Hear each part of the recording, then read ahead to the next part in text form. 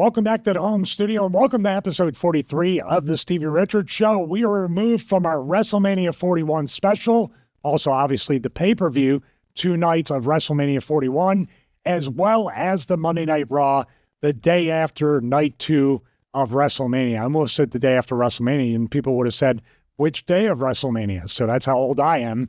But the youth of the show is here as well. Very youthful, very vibrant, very much awake. James Romero, how are you doing? I thought you were going to say sprightly.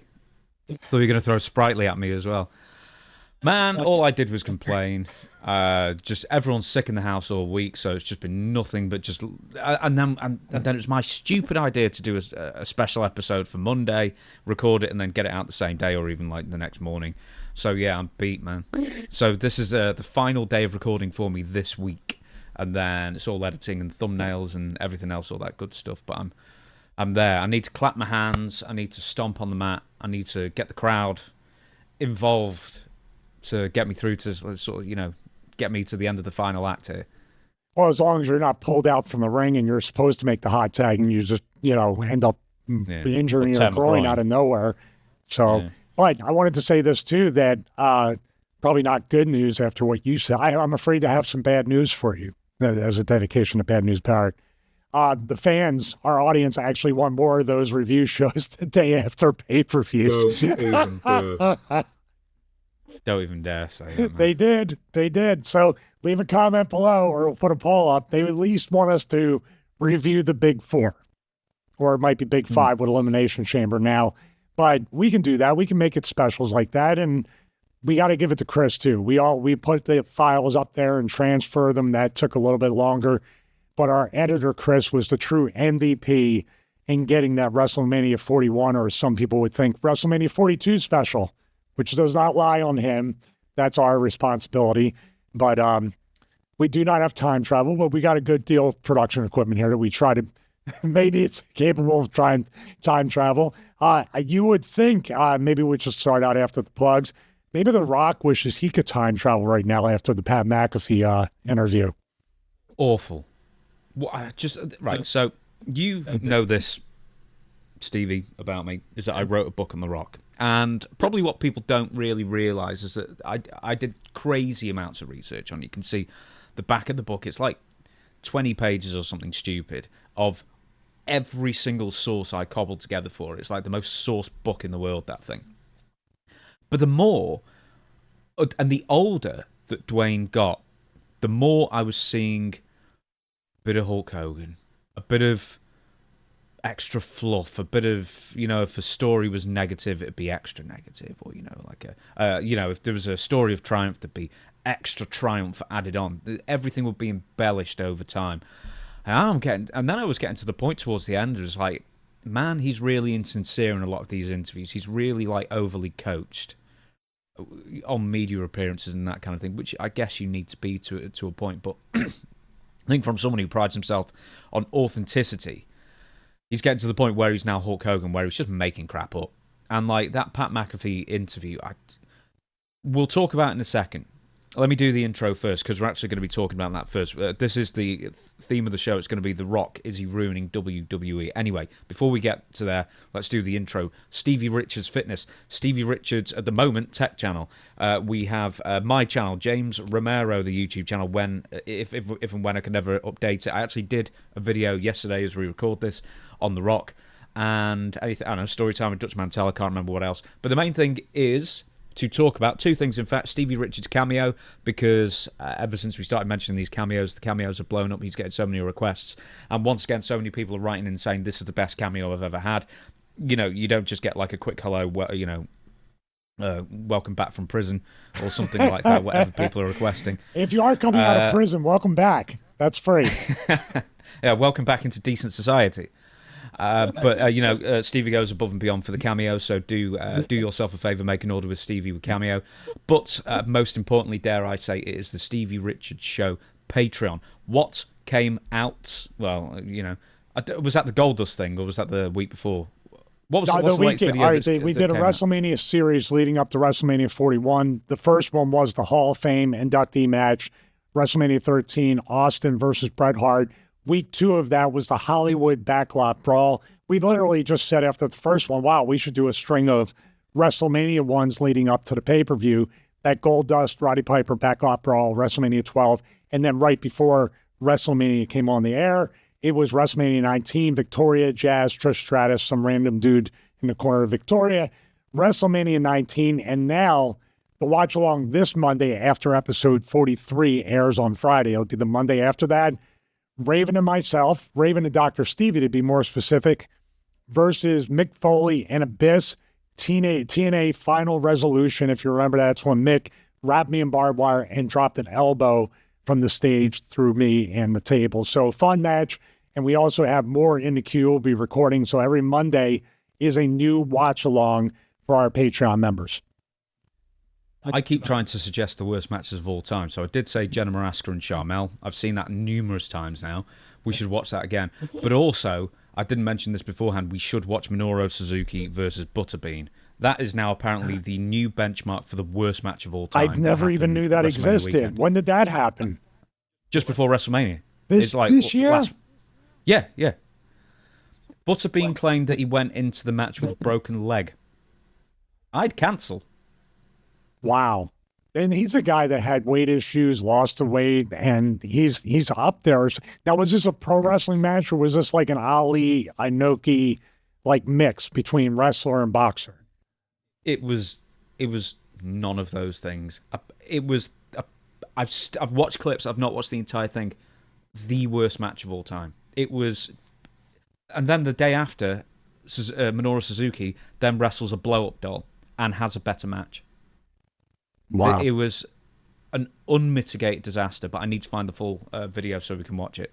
Yeah, people will probably want that for this Monday, but we'll have to put it up on the watch along. Maybe we'll push the other two back in the queue and make that one relevant over the next couple of weeks. Yeah.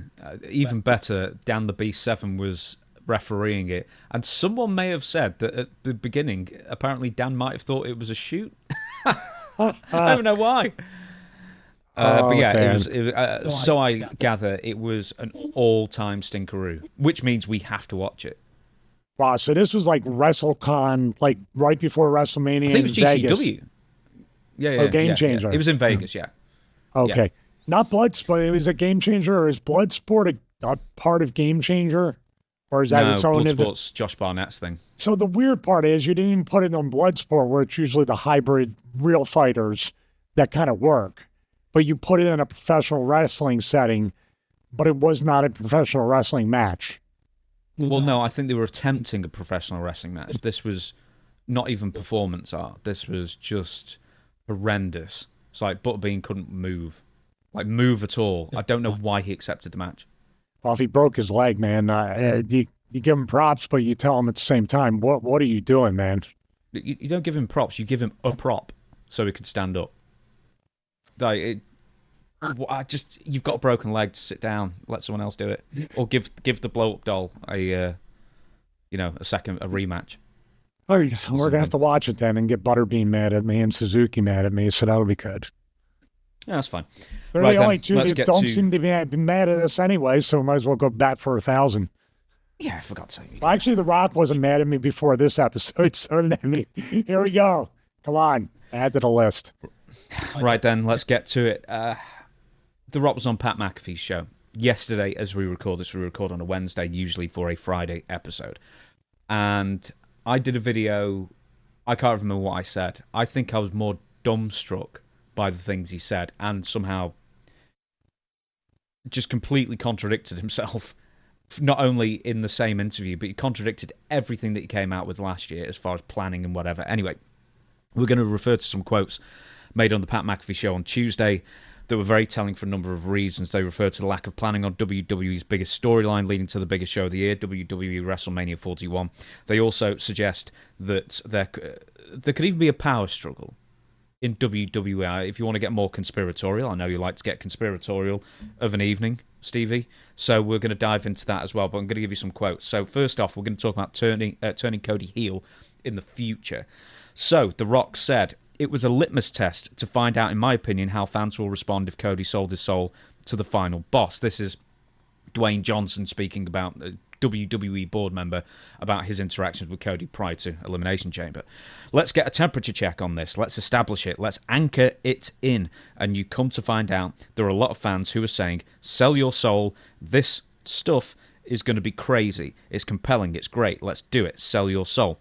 So I was an advocate for that, not turning Cody heel soon, but eventually down the line. I like the idea of that because Cody's a smart guy, an intelligent guy. He's a ring general. You give him an idea way down the road, you give him a reason to turn, not based on titles, but it's his soul and what that means that affects generations. It's transcendent beyond pro wrestling, and fans were loving it. Were they? This is, wow. I'm going to say wow a lot because this whole thing, first and foremost, we criticized Triple H on the week of WrestleMania, talking about how he was workshopping the heel turn with John Cena, pulling the lever, all this stuff. He gave that away where we were to the point where, why don't you just give the finish away while you're at it? Rock is essentially giving away some finishes right here in the future. And the Cody thing with this thing with the soul and the terminology, this is what I'm interpreting from when Rock is, it's Hollywood speak. It's PR speak. It's literally, I mean, it's on the verge of, it's not going over to gaslighting the fans to basically say, yeah, I didn't show up. We kind of ripped you off as far as bait and switch, myself for Travis Scott. That we're going to get to that whole contradictory part of it as well. There are many in this interview, but what in the world are we doing with, it's almost like Rip Rogers said, this stuff is not hard to figure out. Pro wrestling is not hard to figure out. This feels very much like I mean, we tend to overthink and overanalyze, so I understand, and I can identify it very easily. Rock is putting us to shame with overthinking, overanalyzing. This feels like the Hollywood Country Club creative meeting. You're thinking of it in terms of very complicated corporate speak, very complicated Hollywood speak, very complicated public relations speak. It's pro wrestling. Rip Rogers 101. This stuff, he has a more hardcore word for it, a few of them. This stuff is not hard to figure out. You appeal to people's emotions. The whole thing about selling your soul, too, it's so, I don't know. It feels very wishy-washy with the soul thing. Now, he's talking about Cody's soul. I'm going to pass it back to you. Who is the person trying to capture Cody's soul? Who's the person trying to capture John Cena's soul? And then whoever this mysterious main eventer had said, I'll sell my soul to you. And he's like, oh, let's do it, brother. I love you. And you'll see that in the future as well. Who was the person wanting the soul? The person that didn't show up at WrestleMania. Mm-hmm. And he explained this. How did he explain it? As far as why he wasn't needed at WrestleMania, because what he's laying out with the Cody's soul capture, what had the soul stone from Avengers, is where does his soul go when he sells his soul? To the dude that didn't show up at WrestleMania 41. So I don't know if I'm heading in the right direction of us kind of breaking down this interview, but it was all over the place. Let me end it with that as well. Do you know who he is? He's Shang Tsung.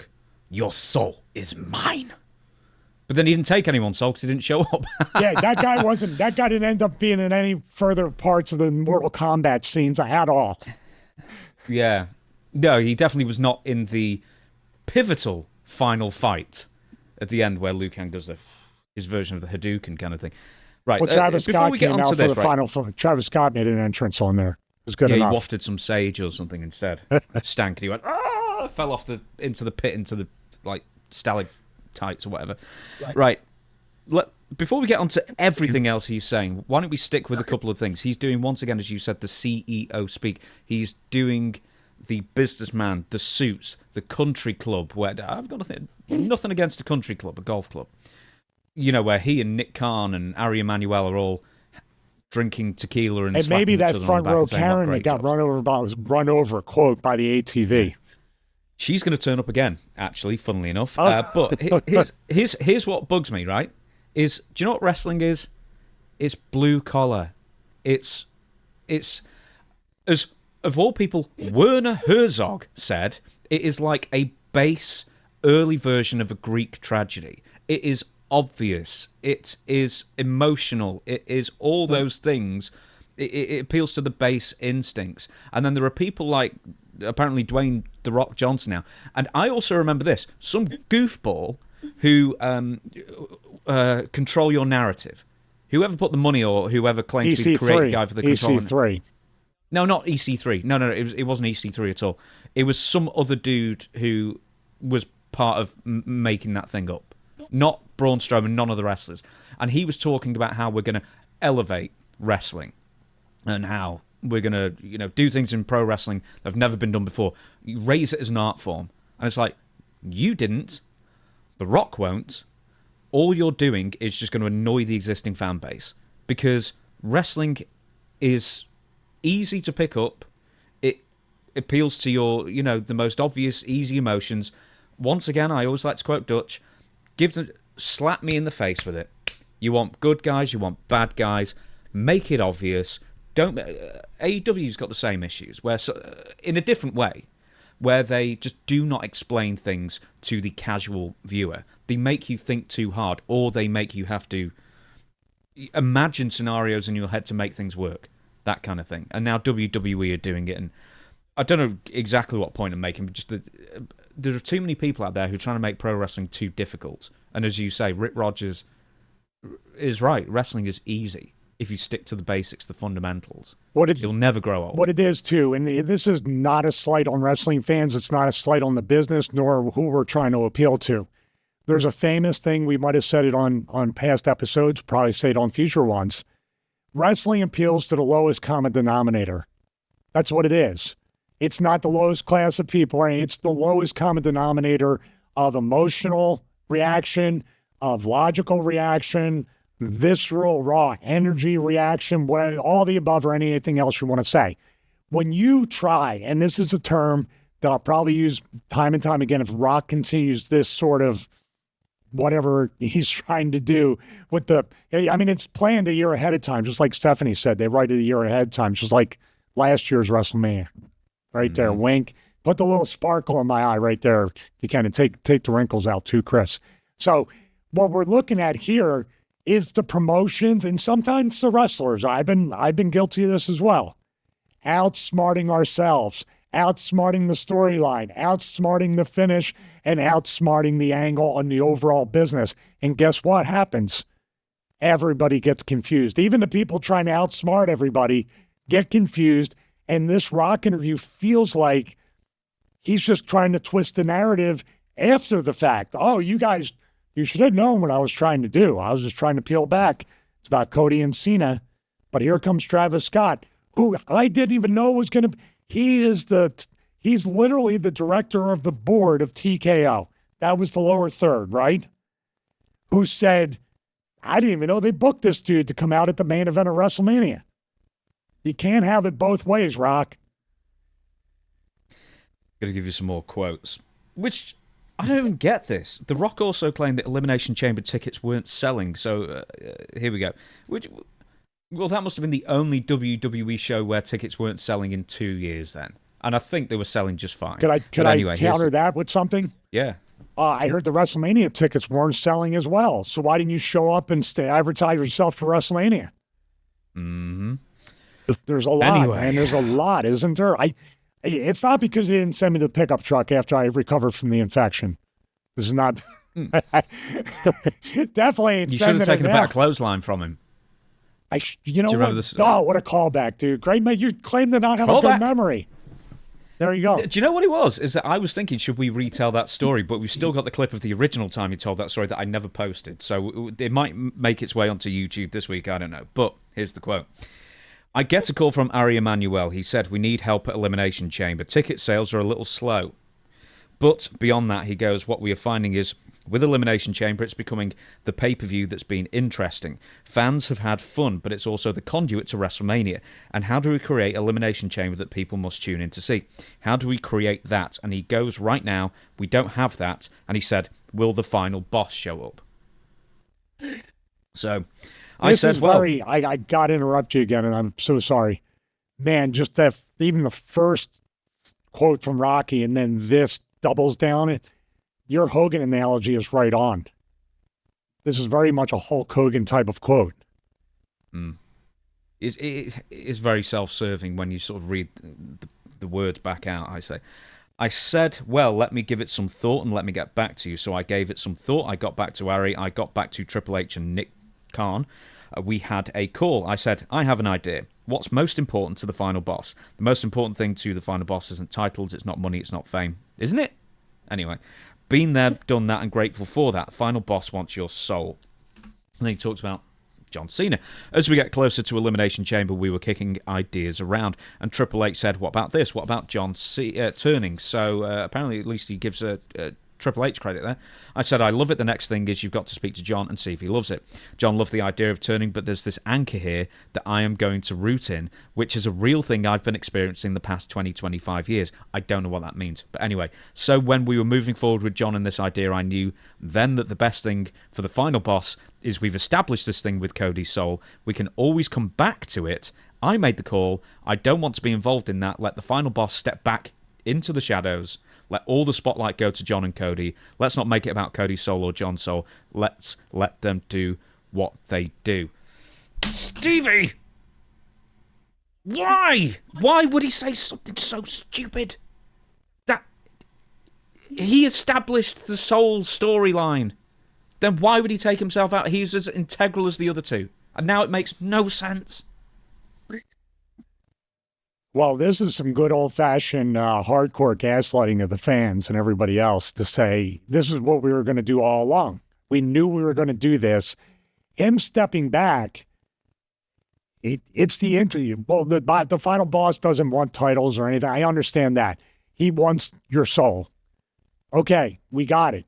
The whole... He does not establish what that means. We didn't establish. We haven't established we haven't established what a lot of things mean yet, but we're trying to do this. So if we sound confused, join us, because everybody's confused. But what I'm looking at here is just, you know what this is? This is a Hulk Hogan type situation. And I mean this in the most respectful way. He's surrounding himself. It's a Vince McMahon thing too. Surrounding yourself in your inner circle by yes men, yes people, ass kissers, entourage, all this stuff. You can never do anything wrong. That's what it feels like. For somebody, nobody raised their hand and said, Brian Gewirtz or anybody on his team and said, well, you understand this anchor that you're talking about here, Rocky, or final, Mr. FP. I don't know what they call him because he uses the final boss terminology a lot in the third person right there. I was thinking Facebook, but carry on. Well, he might be Mr. Facebook. I'm not sure. So, he's Mr. Instagram. I am not on social media. I don't know. I'm Mr. Wrinkly Eyes over here trying to smooth it out with the right color temperature. I have my own problems to deal with, you know? But the soul stuff, you talk about anchors. This is where it's contradictory in the same quote. And I think you picked up on it as well. The anchor, whatever that means. You know what the anchor of this is? The title is the title match. But more than that, Cena is willing to sell his soul. Well, he already won a shot at the title, but we figured for Cena to win the title because he sold his soul to The Rock. I'm understanding this. I mean, he'll do another interview and it'll be like, that never happened. Basically, he wanted the 17th title and he was willing to sell his soul to The Rock to get that. Meaning The Rock is the anchor of this entire storyline. With the title, with the soul, with Cody, with Cena, which he's already telegraphed. Yeah, Cody's going to turn heel eventually, and eventually Cena's going to turn babyface. Enjoy the show. So he went up Hunter. You want to talk about dipping in and out, C theories or alternative theories? Do you think he gives Triple H credit for the Cena heel turn in case it goes wrong? Yes. I want to ask you something else just before we get off this. So, obviously, John Cena sells his soul to The Rock. What did Cena get out of it? Cena already won it. He had a chance at the title before that. It's not like Rock helped him win the Elimination Chamber to qualify for that. We talked about, Hunter had that theory. I believe Hunter had the alternative booking of having Cena turn during the title match at WrestleMania. And I believe that would have saved Rock more than anybody, because now we got a storyline post WrestleMania. You can talk about selling your soul to The Rock, but you've already done that, and Rock inserted himself. I keep going back to that. It makes no sense unless you are doing retroactive booking after the fact. Yeah, we meant to do that. You guys are the stupid ones because you didn't see that. Obviously, I was going to make it about John and Cody. No. Nobody clued anybody into the fact that you showed pictures during your video about The Rock interview. There were T-shirts about The Rock finally coming back home to Las Vegas. If you bought that shirt, if you bought a ticket, if you paid for the pay-per-view expecting to see The Rock and you didn't get him, he has an explanation for that, by the way. Because don't you worry, we might have ripped you off, but we're going to have another chance to take your money later on. He did say with Cody that we'll have a chance to revisit this at some point. But I don't know. Yeah, fine. They never ever said that The Rock was going to be at WrestleMania 41. But the fact is that you would have to have been brain dead to have not assumed that so heavily. Once again, I think I said this, wherever I said it, I don't know. Becky Lynch made it really obvious that she was going to be at WrestleMania when she said, "Oh, I'm not going to be at WrestleMania." You basically, it's the purposeful swerve. You all know how it's going to go, kind of thing. But then 2 days ago, The Rock on Instagram says he's in Hawaii. Why do you even mention that? Do you know what I mean? It seems like such an obvious bait and switch that, oh, well, I'm in Hawaii now, but I'm going to be at WrestleMania kind of thing. Or you could have just like recorded that the day of and then posted it. Sorry, days earlier, then posted it the day of and then turned up. But the fact is that the only reason that Travis Scott got any reaction whatsoever is because they thought that heralded Dwayne Johnson coming down the ramp. And people were still holding on to hope even after the bell rang. Even until the little executive producer credits of Paul Levesque and Lee Fittings from ESPN. Lee Fittings from ESPN as well. Until that happened, and then everyone's like, none of it made sense. And the fact was, he wasn't busy doing anything. He was pootling around in his car in Hawaii, and then obviously he was sat watching the show from his house, and then he had time to also do the Pat McAfee show the next day. 2 days later as well. He was available. Well, he might not have been available. You know why? Because I think he needed to be in Hawaii. He needed to be there because there was going to be a special freight delivery of Vince McMahon's old T-Rex head that was on the wall was behind him during the interview. Because my wife, why does he have a T-Rex head behind him? I go, because he has more money than God. And that was Vince's old. There was some subliminal thing where I said, why did Vince have a T-Rex head on the wall in his office, and now there's a T-Rex head behind? Right? Are we reliving history or the patterns of history of Hogan and Vince? And like, why do you have a T-Rex head behind you? I couldn't get my eyes off it. I was listening to the interview, but I'm looking. It's like, what is it doing there? I've got one more bit of the quote to give you. I called John after the Elimination Chamber called Cody, and I said, I think the final boss's work is done. We've established it. We just pulled off the greatest angle in wrestling history. There's more to that, but let's pick up that quote. The greatest angle in wrestling history. Does it rank for you? Initially it did, because it had to, because it's never been seen. Not to that level. And he did make a note and said, outside of Hulk Hogan back in the 90s turning a heel and going with the NWO, he did put that in context, that it wasn't the greatest alone, it was greatest besides that. I'm not quite sure. I think still right up there. People might not know, casual fans today, but one of the greatest babyface sudden turns was Nikita after the Magnum TA accident, being behind Dusty, going in the cage, that moment, goosebumps right there, and you don't know what he's going to do if you're going to attack Dusty, and he goes after the Horseman, and the people, they go banana, as Pat Patterson would say. I'm just looking at the list. I mean, there's been tons of fantastic. Andre the Giant. I mean, that was a great turn. Wow. You know what? 87, yeah. 87 leading the WrestleMania 3, which I would believe would be an even bigger show in a way than any WrestleMania outside of one. For the fight of for the company to go from here off the charts up there. Yeah, Andre's got to be I can't think of any heel turn out of Hogan and Andre that can literally be talked about today as unbelievable, that you never thought you would ever see it happen. Well, in fairness, Austin was pretty unbelievable, but for completely different reasons, I guess. Let's get to a couple of notes. So last year's turn of events. Oh, I didn't actually finish the quote. I would finesse things. No, this is very important from Dwayne. He says, this is amazing. We have 6 weeks. Let's build it. Let's crush it. I'll be right there with you. I'm always here if you need me, but it's best for the final. I'm sorry to laugh and interrupt. I'm right there with you. In Hawaii. Get driving. out of here. I'm right there with you in spirit. Best for the final boss to not be involved in that finish. I would have finessed things. Here's another thing. I would have finessed things a little differently to how we got there, but that's just me creatively. There are a lot of minds in the room, but the bottom line is I love John getting number 17. I would have finessed things differently, or a little differently. I'm wondering what he's talking about there. It could be just, hey, it's not perfect. We can get that. You know what I mean? He was trying to be, that's his version of maybe being humble and saying it wasn't a perfect angle. Might have been some stuff I could have did differently, or just a minor little push under that bus for Triple H, like in the beginning. This was all his idea. John's heel turn was all his idea. So last year's turn of events once again proved that The Rock turned up last minute, upended the storyline's structure. Then they had to pivot. That word's going to come up again soon. When it was obvious that fans wanted Cody Rhodes versus Roman Reigns again, they were rejecting The Rock coming in at that point and taking over Cody's place. Even more obvious, that's where they were going. That's not where they were going initially, because Cody had just won the Royal Rumble. People forget that he had just won the Royal Rumble. Then all of a sudden he's not good anyway.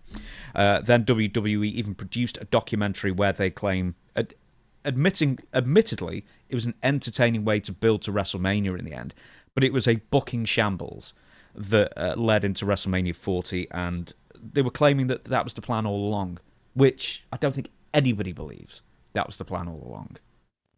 Oh, no way. I mean, there's no way. But then again, like when you look at it, maybe they could have learned a lesson, which they really didn't learn, was that we can embrace some chaos from Rumble to Elimination Chamber to WrestleMania and keep people guessing.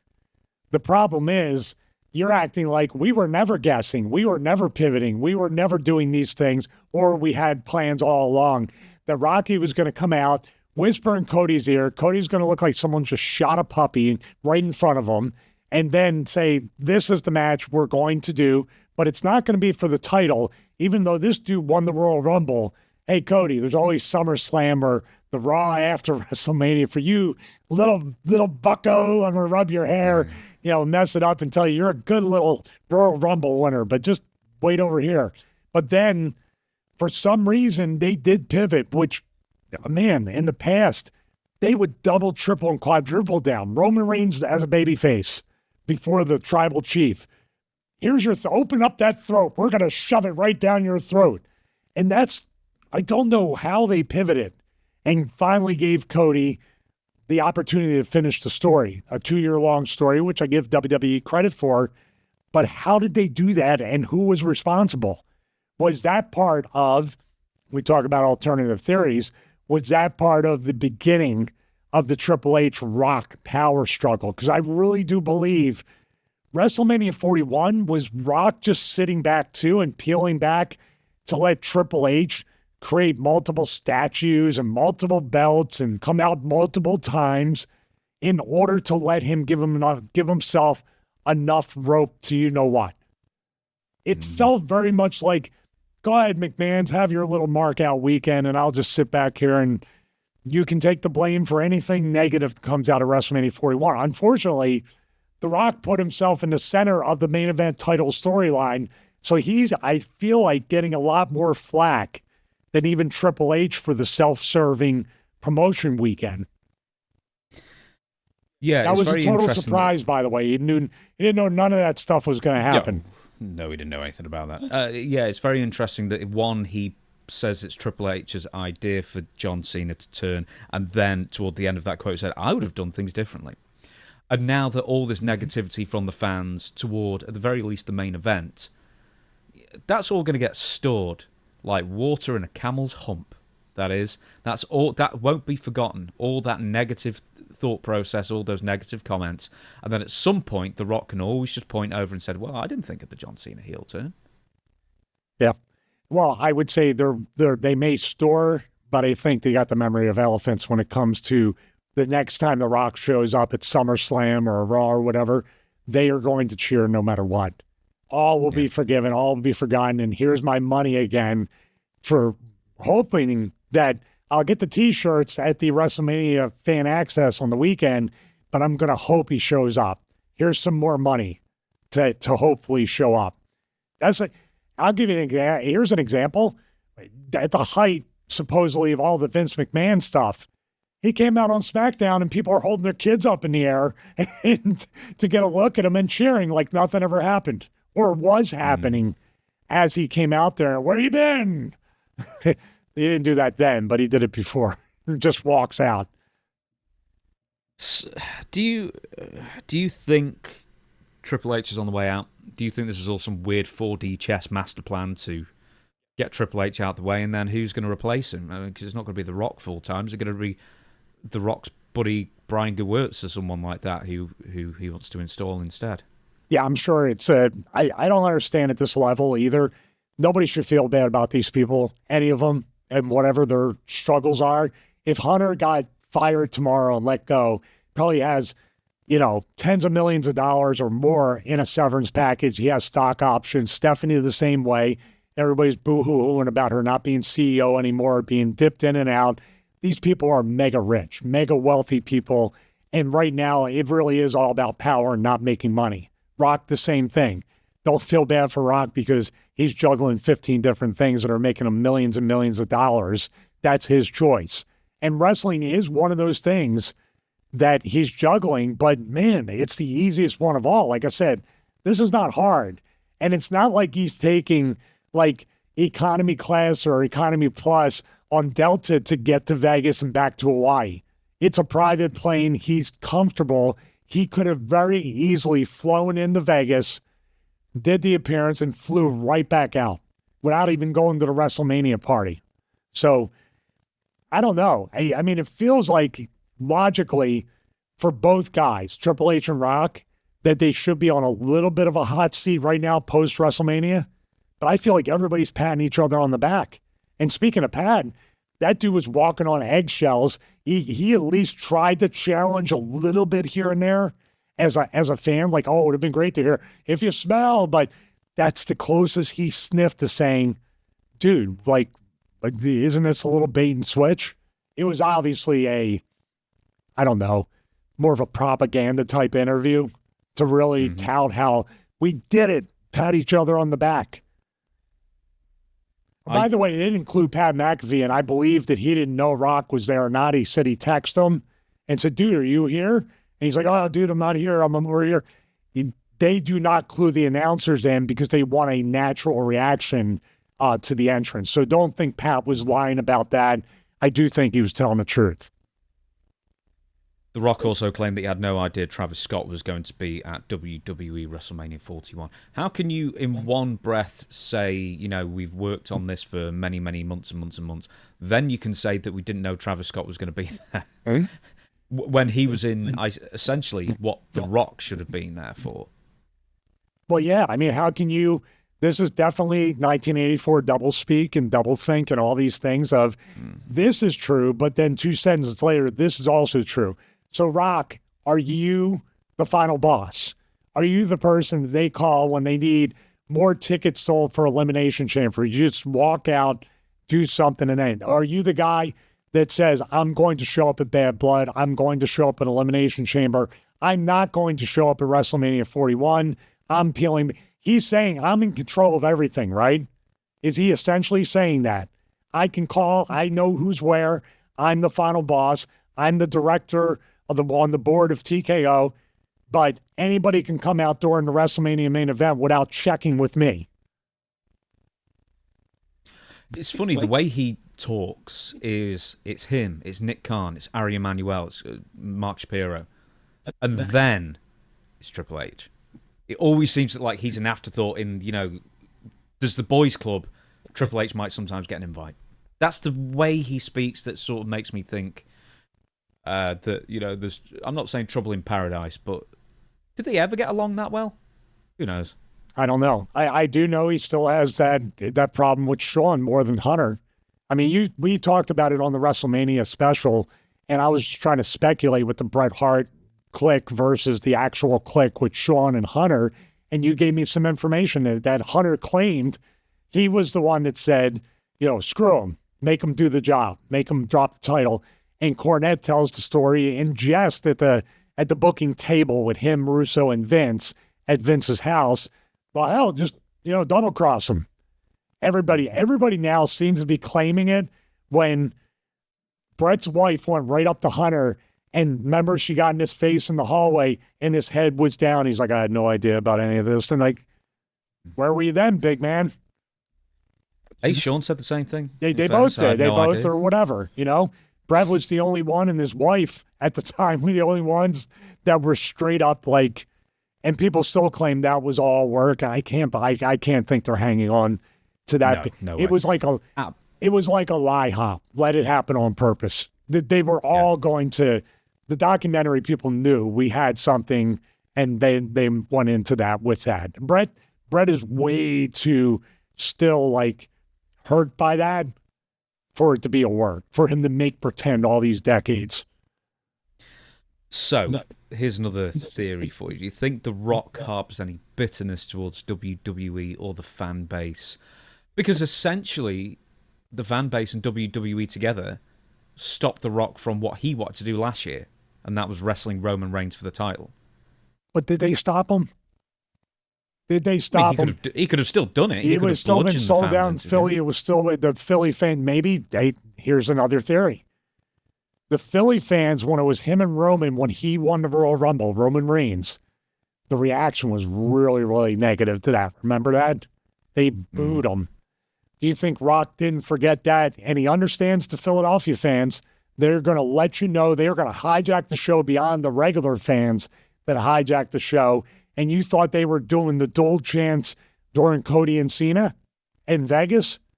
Oh, my God, that would have been, they would not have shut up at WrestleMania 40 if they were force-fed Rock versus Roman in the main event and the title's not even on the line.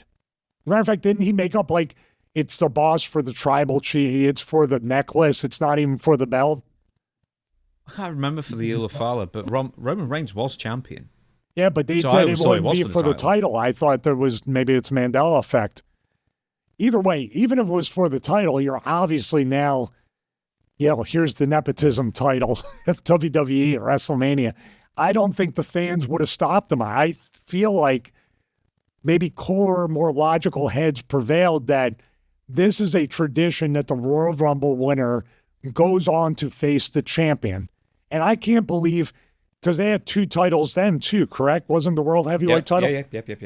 I think I guessed that they were going to give him the Consolation World title shot. And I can't believe they didn't do that, because that's their easy way out of booking another title match or somebody they don't think is for the real title. Here's your World Heavyweight title.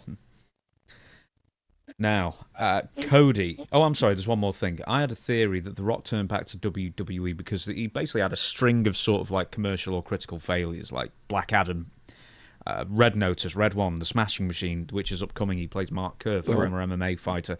And the reviews for that have been bad so far as well, even though it's not out yet. But I think that he only went back to WWE because he thought it'd be like a slam dunk to rehab his image somewhat.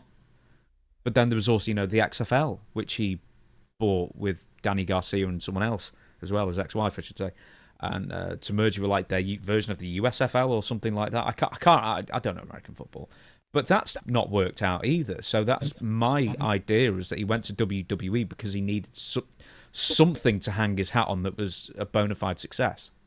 Yeah, there was a ton of drama around that Black Adam movie that he was trying to do a power grab for that universe, for those movies. He was trying to shoehorn Black Adam versus Superman for Man of Steel 2. And wasn't he in a trailer as well, didn't he? Or like at the end of a film or something? Yeah, Superman came out at the end of Black Adam. They were planning to see it in the post-credit scene for Superman versus Black Adam. and then they just completely changed that. I'm sorry, it was DCEU. He was trying to get into that with Henry Cavill and have Black Adam be right up there battling Superman. And I don't know, there was some political struggle or whatever, and you see that Rock after that was never, ever mentioned as being part of anything with the James Gunn DC universe or any other superhero movies, and there wasn't going to be a Black Adam. So yeah, it seems like wrestling's the fallback, the safety net, where wrestlers don't have the safety net of Hollywood to go back to. I think with Dwayne, and once again, I mean, I guess I'm more in a position to say this than most people since I've researched him so much for that book, even though it was a few years ago, is that obviously you have to have an ego, you have to have self-belief to get to the position that Dwayne is in. But at some point, I don't know, does it seem like it's working against him now? Where he's so adamant that his vision is the correct vision. And once again, you hinted beforehand, he's becoming like Vince McMahon, surrounding himself by yes men who will agree with whatever he says. But anyone like us who sits back and watches everything unfold in real time, and then with the benefit of hindsight, we didn't need the benefit of hindsight. You know, we could have, if The Rock had said, I don't need to be part of this storyline, anybody who was paying attention could have said, that is the absolute death knell for this story, which started out so well. And I don't know, I'm getting the feeling now that The Rock is just, he's too far gone. He's lost in the source of his own self-belief, of his own opinions, and that they're infallible. Have you told me you've never seen The Dark Knight.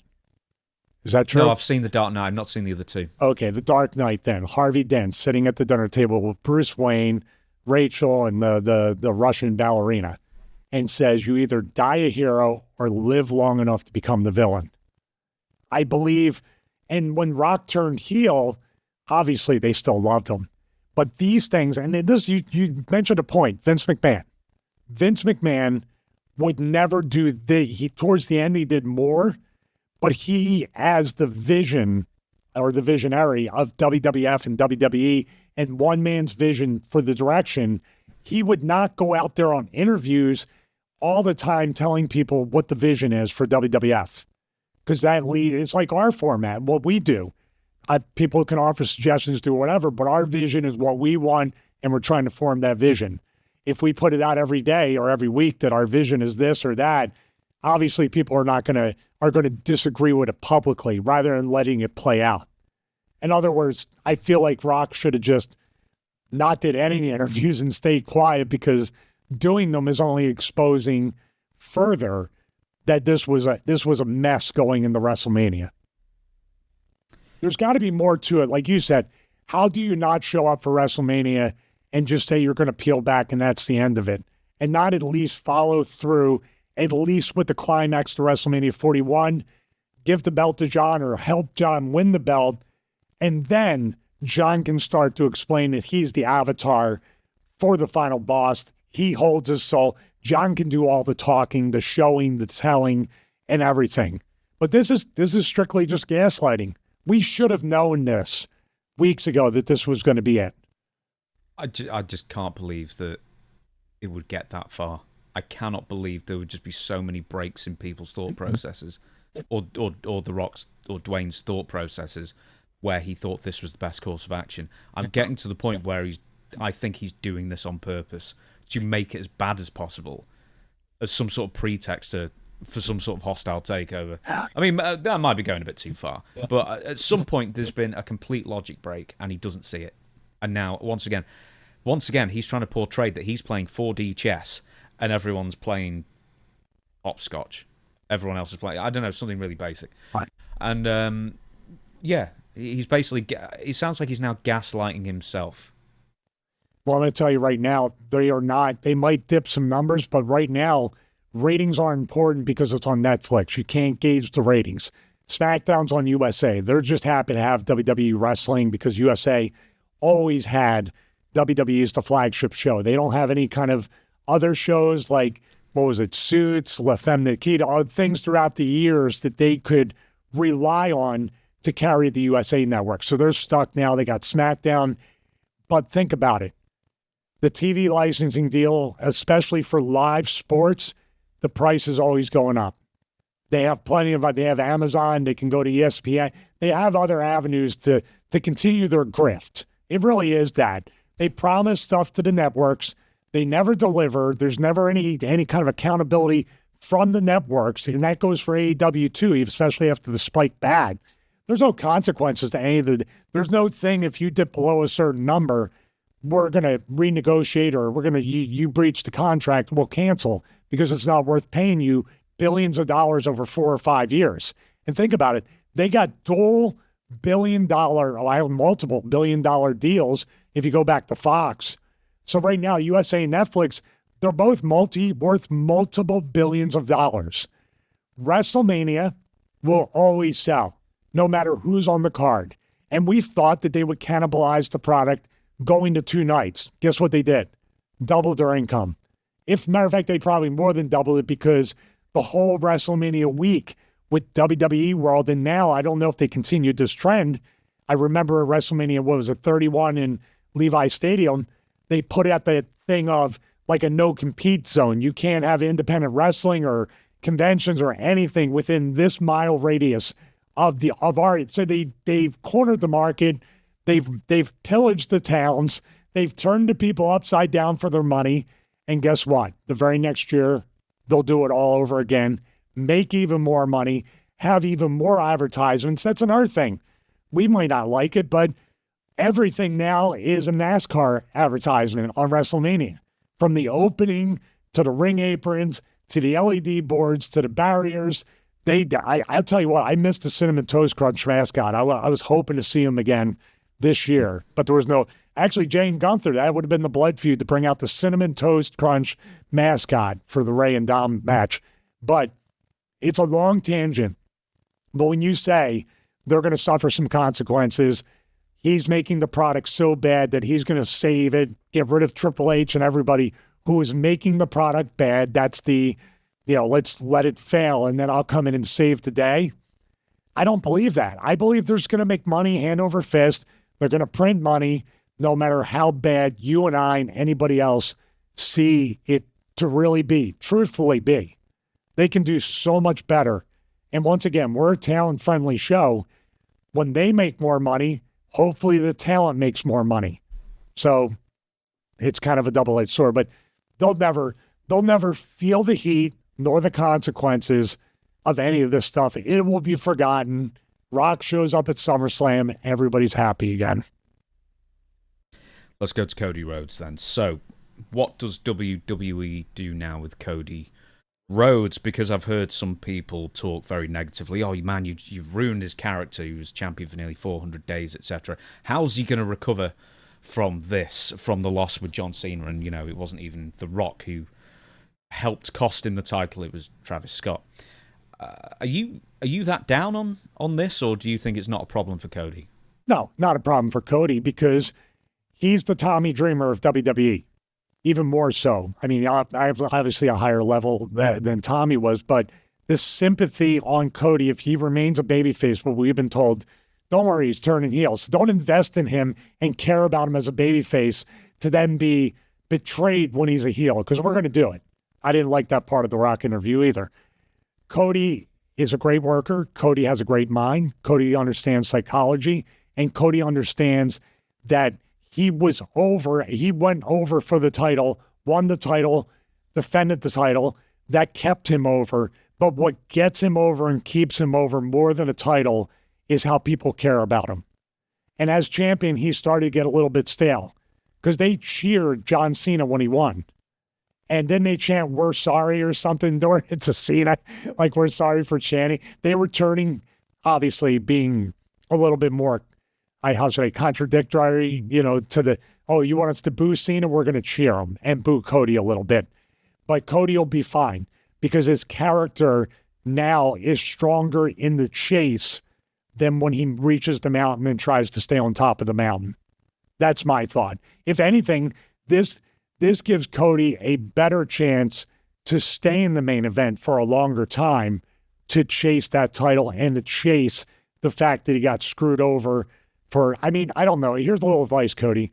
When Cena kicks you in the nuts and you come out the next week and say he's still your hero, there's a good chance he's going to kick you in the nuts again and then beat you for the belt. Shame on you. The second time, it's shame on Cody. He wasn't at Raw. Do you think the best thing for Cody is to stay away for a few weeks or a month or two? I think it's a better idea for him to not be on TV, not be on social media, and be dark until they really figure out how to get him rolling again. Throwing him back out there the next night to just say, I'm going to be back in the title picture, unless he started an angle right after that, would say Rusev attacked him or somebody to distract him. Yeah, keeping him off if you don't know is better than putting him out there and making a mistake. So John Cena is going to be paired up with Randy Orton at least for the next month or so, and then you've got Cena and Punk and Roman and Seth and Paul Heyman and everything. We're going to be talking about that a little bit later as well. But I guess, they can pick up the slack in the main events, I'm pretty sure, for the next month or two. So I don't think Cody's going to be missed. Because I think he was on the road more than anybody else at the time as well. So maybe it's just his time to just take a little trip away as a reward, if nothing else, just, recharge his batteries. So yeah, I think so. I think the fans will start to miss him, and that's exactly what you want as a babyface. That they start, you like I said before the last episode during the special about Cena and other people, Ray, when he got hurt. There's such a thing as wrestling too much before something like WrestleMania, and there's something about not wrestling enough. So right now, Cody has been really, really featured for over a year, maybe 2 years, counting the chase. But what I look at is, we need to make him go away for a little bit before the fans tell him to go away. And that's why I think it's perfect for him not to be on TV. You know that The Rock was saying about testing the waters as far as Cody's soul, and maybe he might make the character change to become a bad guy. Do you think it's on the horizon, or do you think that's still a way away? The only way it would happen, this is what I believe, it's either going to be night one when he comes back, he turns heel, and maybe Cena starts to turn babyface where we get a double turn like Brett and Austin, and that has Cena go out right off into the sunset. I can see that happen. By the way, I should have said it on the special. I had a feeling because Randy had nothing to do during WrestleMania, and Cena needed an opponent to carry him into maybe SummerSlam. In my mind, I was saying that's Randy. He's the perfect guy to stay over. They got the history from OVW, plenty of history of the show to make it look like it's a revisited main event storyline. And I should have said, I think Randy's going to come out and attack Cena on Raw and get him away from Cody for a little bit. Well, you were quite the prognosticator with what happened with Gunther. We'll talk about that in a minute, but a funny aside, just because we're still talking about WrestleMania, is, so I think it was the same chick, because they had the same jacket on, so I think it's the same person, who Steve Austin allegedly, didn't, knocked over with his ATV, also made the news for a completely different reason. She was taking a photo of Randy Orton, so I guess she spent $30,000 on a front row ringside seat for both nights, which is just insanity anyway. And then that must have come with meet and greets and all that kind of thing. And she told Randy, and Randy said, quote, "That's embarrassing, to be honest. So much money for a seat. Even Randy Orton can't believe, and he must have 8 figures in the bank. Even he cannot believe the amount of money that WWE is charging, and people are paying." Is it embarrassing? It's sort of like we can interpret it. It's embarrassing, to be honest, so much money for a seat. I don't understand him saying if he said that's obnoxious, that's like a perverted amount of money or whatever. But is he saying it's embarrassing that she told him that, or she's embarrassing? You see what I mean? That she wasted. It's embarrassing you paid that? Is it more of a knock on, I know it's a knock on the company for charging him, but it was a little bit of a knock on her for, I can't believe you were that much of a mark that you paid that much money. And then you got mad that you didn't get your money's worth. Yeah. Steve Austin tried to run you over. I'd want tire marks on my face for $30,000. The fans were pretty mixed on that too. Some people were saying that they didn't. There were a couple of people that said we defended it. I think we goofed on it quite a bit. Defended her and said she should sue. I don't remember that. Yeah, that's a low IQ take on what is obviously what we didn't say. Yeah, I know that. My only thing that I regret from that is not automatically pointing out that she was literally Stunt Granny from Pro Wrestling Secrets Revealed. Yeah. Like, put back on, pull down her knee. How's that for pile driving, Miss Daisy? She went to the back afterwards and then started taking her knee pads off in the locker room. And Austin came up and hugged her and said, "Goddamn stunt Granny, that was great." She's like, "You didn't sell for me when I looked at you mean, Stone Cold Steve Austin." Yeah, the cameras didn't catch the wink. This is a shame. We got people want to watch along with that, by the way, on Patreon. Oh, I've already written it. It's already on the list. Got it. Okay, then. So a bit more news before we talk about WWE Raw and your personal triumph of prognosticating the exact thing that happened the night after. But we have to talk about Triple H first. So this is actually pre-WrestleMania, and I don't know if it's aimed at... if we're included in the people that Triple H was mentioning, but he's basically talking about podcasts and stuff like that, of which we're one of the bigger ones, I think we can all agree on. But here we go. It's on the word pivot being used on the internet. One thing that Killer Kowalski said to me in the very beginning is, "You effing work them. They don't work for you." He's meaning the fans, of course. "You tell them where it goes. They don't tell you where it goes. You listen to them, but you adjust accordingly, and you try to think where they will go emotionally. But at the end of the day, we work them. This is, to me, where it gets fun. Look, nobody's perfect, right? At the end of the day, you start to do some things, and if it's not working, you go different directions or whatever that is. You pivot. Maybe you don't. That's the new word in the internet now. Pivot. You've got to pivot. We don't like it. You have to pivot. Pivot. No, we don't. You don't know where it's effing going. There's no pivot that needs to happen because we know where it's going." There's something else I can add after that. But what about the word pivot? And then you've got The Rock, once again, yesterday as we record this, saying, well, apparently he's doing nothing but pivoting, but then pretending he's not. So, I mean, if he admitted that he was pivoting, is that giving credence to the fans and their power of complaining, I guess? It's so strange that, especially these interviews, Rocky's one thing, but Hunter before WrestleMania, just giving all these different things away and maybe even borderline maybe offending some people that may not be satisfied. Now they feel like they don't have a voice. I go back to the Daniel Bryan thing. You pivoted then, right? They weren't going to throw that guy in the WrestleMania main event. And because of the Yes movement, they did pivot off of that. And then Hunter and Stephanie, whoever in charge, acted like we were going to do that all along. Just admit that, like, oh, cool. You know, that's cool. We didn't think of that.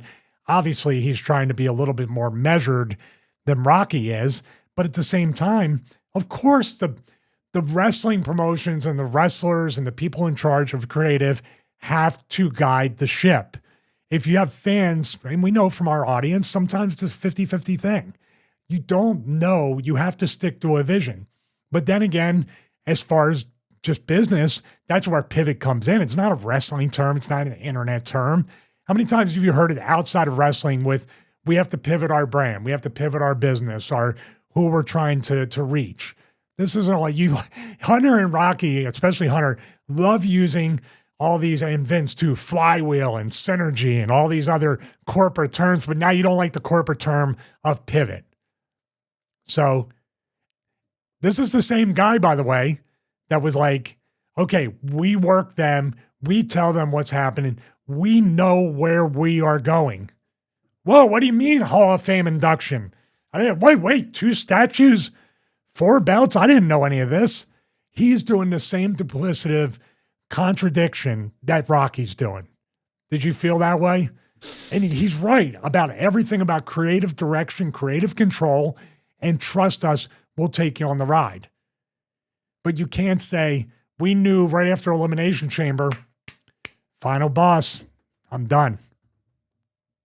I asked Dutch this, and I said, well, how long would you have given a storyline before you realised it wasn't working and then maybe change it up completely? And he'd go, 2-3 weeks.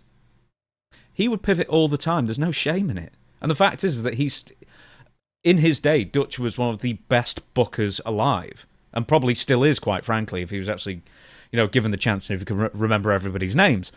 But the fact is that there's no shame in changing things up. I mean, you can't obviously kowtow to anyone who complains and on social media because it's the great leveler. Everyone's opinion, no matter if you're qualified or not, or how many followers you have or not, everyone's opinion seems to have the same amount of weight. But I don't know. It's almost like we cannot let the fans win with just the way he's talking there. Well, there's always been this love-hate relationship between the fans and wrestlers, or you can include wrestling companies with that they are considered to be the enemy sometimes. They are. It's just been that way since I've been in wrestling. We do value people, but I think sometimes there's resentment on both sides. Resentment from the fans that you're not giving us what we want. And as a matter of fact, you're not even hinting that we're going to get what we want. And then the company, you are just a bunch of wrestling fans, or they can call them marks or whatever behind closed doors. You don't know better. I know better. But then again, the Dutch Mantel approach is, I have a vision, and when you book, and Dutch probably said this, you have all these alternative forks in the road that you're going to take. That's the pivot. Okay, if the fans react this way, we'll continue this way. If they react this way, we can go this way. If they don't react at all, we got to figure that third way to get out of it or spin some good business. And Dutch's was a lot more challenging because they had live TV, almost like you're talking about Memphis and Florida. They had their TV, but even more importantly, they had the house shows that tied into the TV that tied into the house shows, and they went to the same buildings every single week. Same thing in Portland, Oregon, same towns. Dallas, Texas, same towns, and same, and we're talking about a weekly TV, not a month. Like in ECW, 3 to 4 weeks, we'd go to the ECW arena and tape for the 3 or 4 weeks. Then our house shows wrapped around that. But we didn't have the challenge of, Memphis in the big arena every Monday night, Portland, Florida, all these different places. So I dare say Dutch had a much harder job. Laura had a job. Whoever had the book back then had a much harder job than present-day wrestling. I would believe Dutch and listen to Dutch over Triple H and Rocky. I've got another quote for you as well. I didn't include this in the format because I thought I had. Triple H said that old-timers in their podcast complain about kayfabe being gone while telling all the secrets. Quote, it always, and you're probably going to laugh now because the thing I'm going to follow this up with, it always makes me laugh in this day and age that old-timers will do podcasts where they're giving away everything from their generation of the business and saying how terrible it is that these kids don't kayfabe today. Let me get this straight. You're on a podcast telling everybody all the non-kayfabe stuff and then complaining that there's no kayfabe today. Genius. I'm not quite sure what he's complaining about because straight afterwards he starts talking about pretty much everything leading into WrestleMania apart from giving away the finishes on all these podcasts in the week or two leading up to WrestleMania. There's a difference, isn't there? Yeah, absolutely. What are we doing? We're just giving our opinion. We're giving our viewpoint. We're giving our knowledge that we gained throughout the business, our experience and everything. I don't think we're giving away anything except for alternative theories and pointing out what went right, what went wrong. I'm working on it. I know I'm an old timer. I'm working on this right here with the lighting. I'm going to try. By the way, he's the same age as me. If not, I think he's a year younger or older. I'm not sure. Either way, he's immortalized in wax now, as you know. He will always be younger than me. He will always have more abs in the statue, in the bronze statue. I don't know why he's being so adversarial. By the way, you want to talk about being contradictory, if I can pronounce it in my Philly accent. You just said this. Podcasters, people have shows, giving stuff away, peeling back the curtain, breaking kayfabe. Well, dude, who started the media scrums and copied AEW where you give everything away? Even sometimes when people are a little impaired, you still put them out there in the media scrum. When they're a little lit, a little buzzed, a little drunk. So you're giving away way too much after. You're telling everybody, at least we wait a day before saying, here's the magic trick.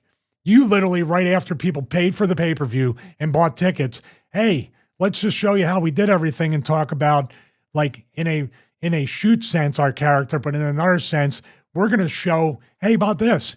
We're going to show after Rhea Ripley and Bianca Belair lay into each other during their match, we're going to show them hugging backstage.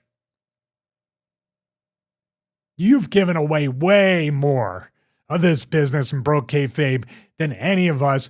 There's not enough hours on YouTube to catch up to what AEW and WWE has done. And you're a part of that. You are the part of that. There's a marked difference. And I say Mark sort of, I didn't mean to say that, but Mark Calloway, The Undertaker, he obviously now has a podcast. But the fact is that when he was working in wrestling, what he didn't do was give away all his secrets and all his opinions and all his feelings. And no, he protected his brand and his character. And that's why he was, among other reasons, why he was such a huge success. And there are other people like Bret Hart, let's bring him back up. He took himself very seriously. He took his character very seriously. He didn't want... What's the Terry Funk line or the Johnny Valentine line? I can't make you believe wrestling is real. I can make you believe that I'm real. And guess what? The most successful people in wrestling make you believe they are real. Steve Austin. Mick Foley. Mick Foley's just Mick Foley. But the fact is that he wasn't going on interviews 10 seconds afterwards and saying, oh, you know, that thing I did on the table, you know, it really looked like it hurt, but I actually got away with it. Didn't really hurt. I'm actually fine, kind of thing. There almost needs to be like a distance of time between the event and then the inner workings of afterwards to a point. But then you've got people today who cannot help but go on social media and ruin it, like in real time, if you know what I mean. Well, there's sort of you mentioned the Undertaker thing. I didn't even think about that. That's a total lack of self-awareness by Triple H. You literally just, I'm just assuming Undertaker is not young and Undertaker has a podcast. So are you talking about the old timer Undertaker with a podcast? So you just throw these things out, and obviously he's throwing shade on people that make a living off of criticizing WWE. We do it in a way that we do objective solutions for things that went wrong and other stuff. We just don't personally attack and say that. We laugh about the fact you got 4 belts, 2 statues, 17 entrances at WrestleMania, and the Bret Hart reaction is all that we were doing watching that as well.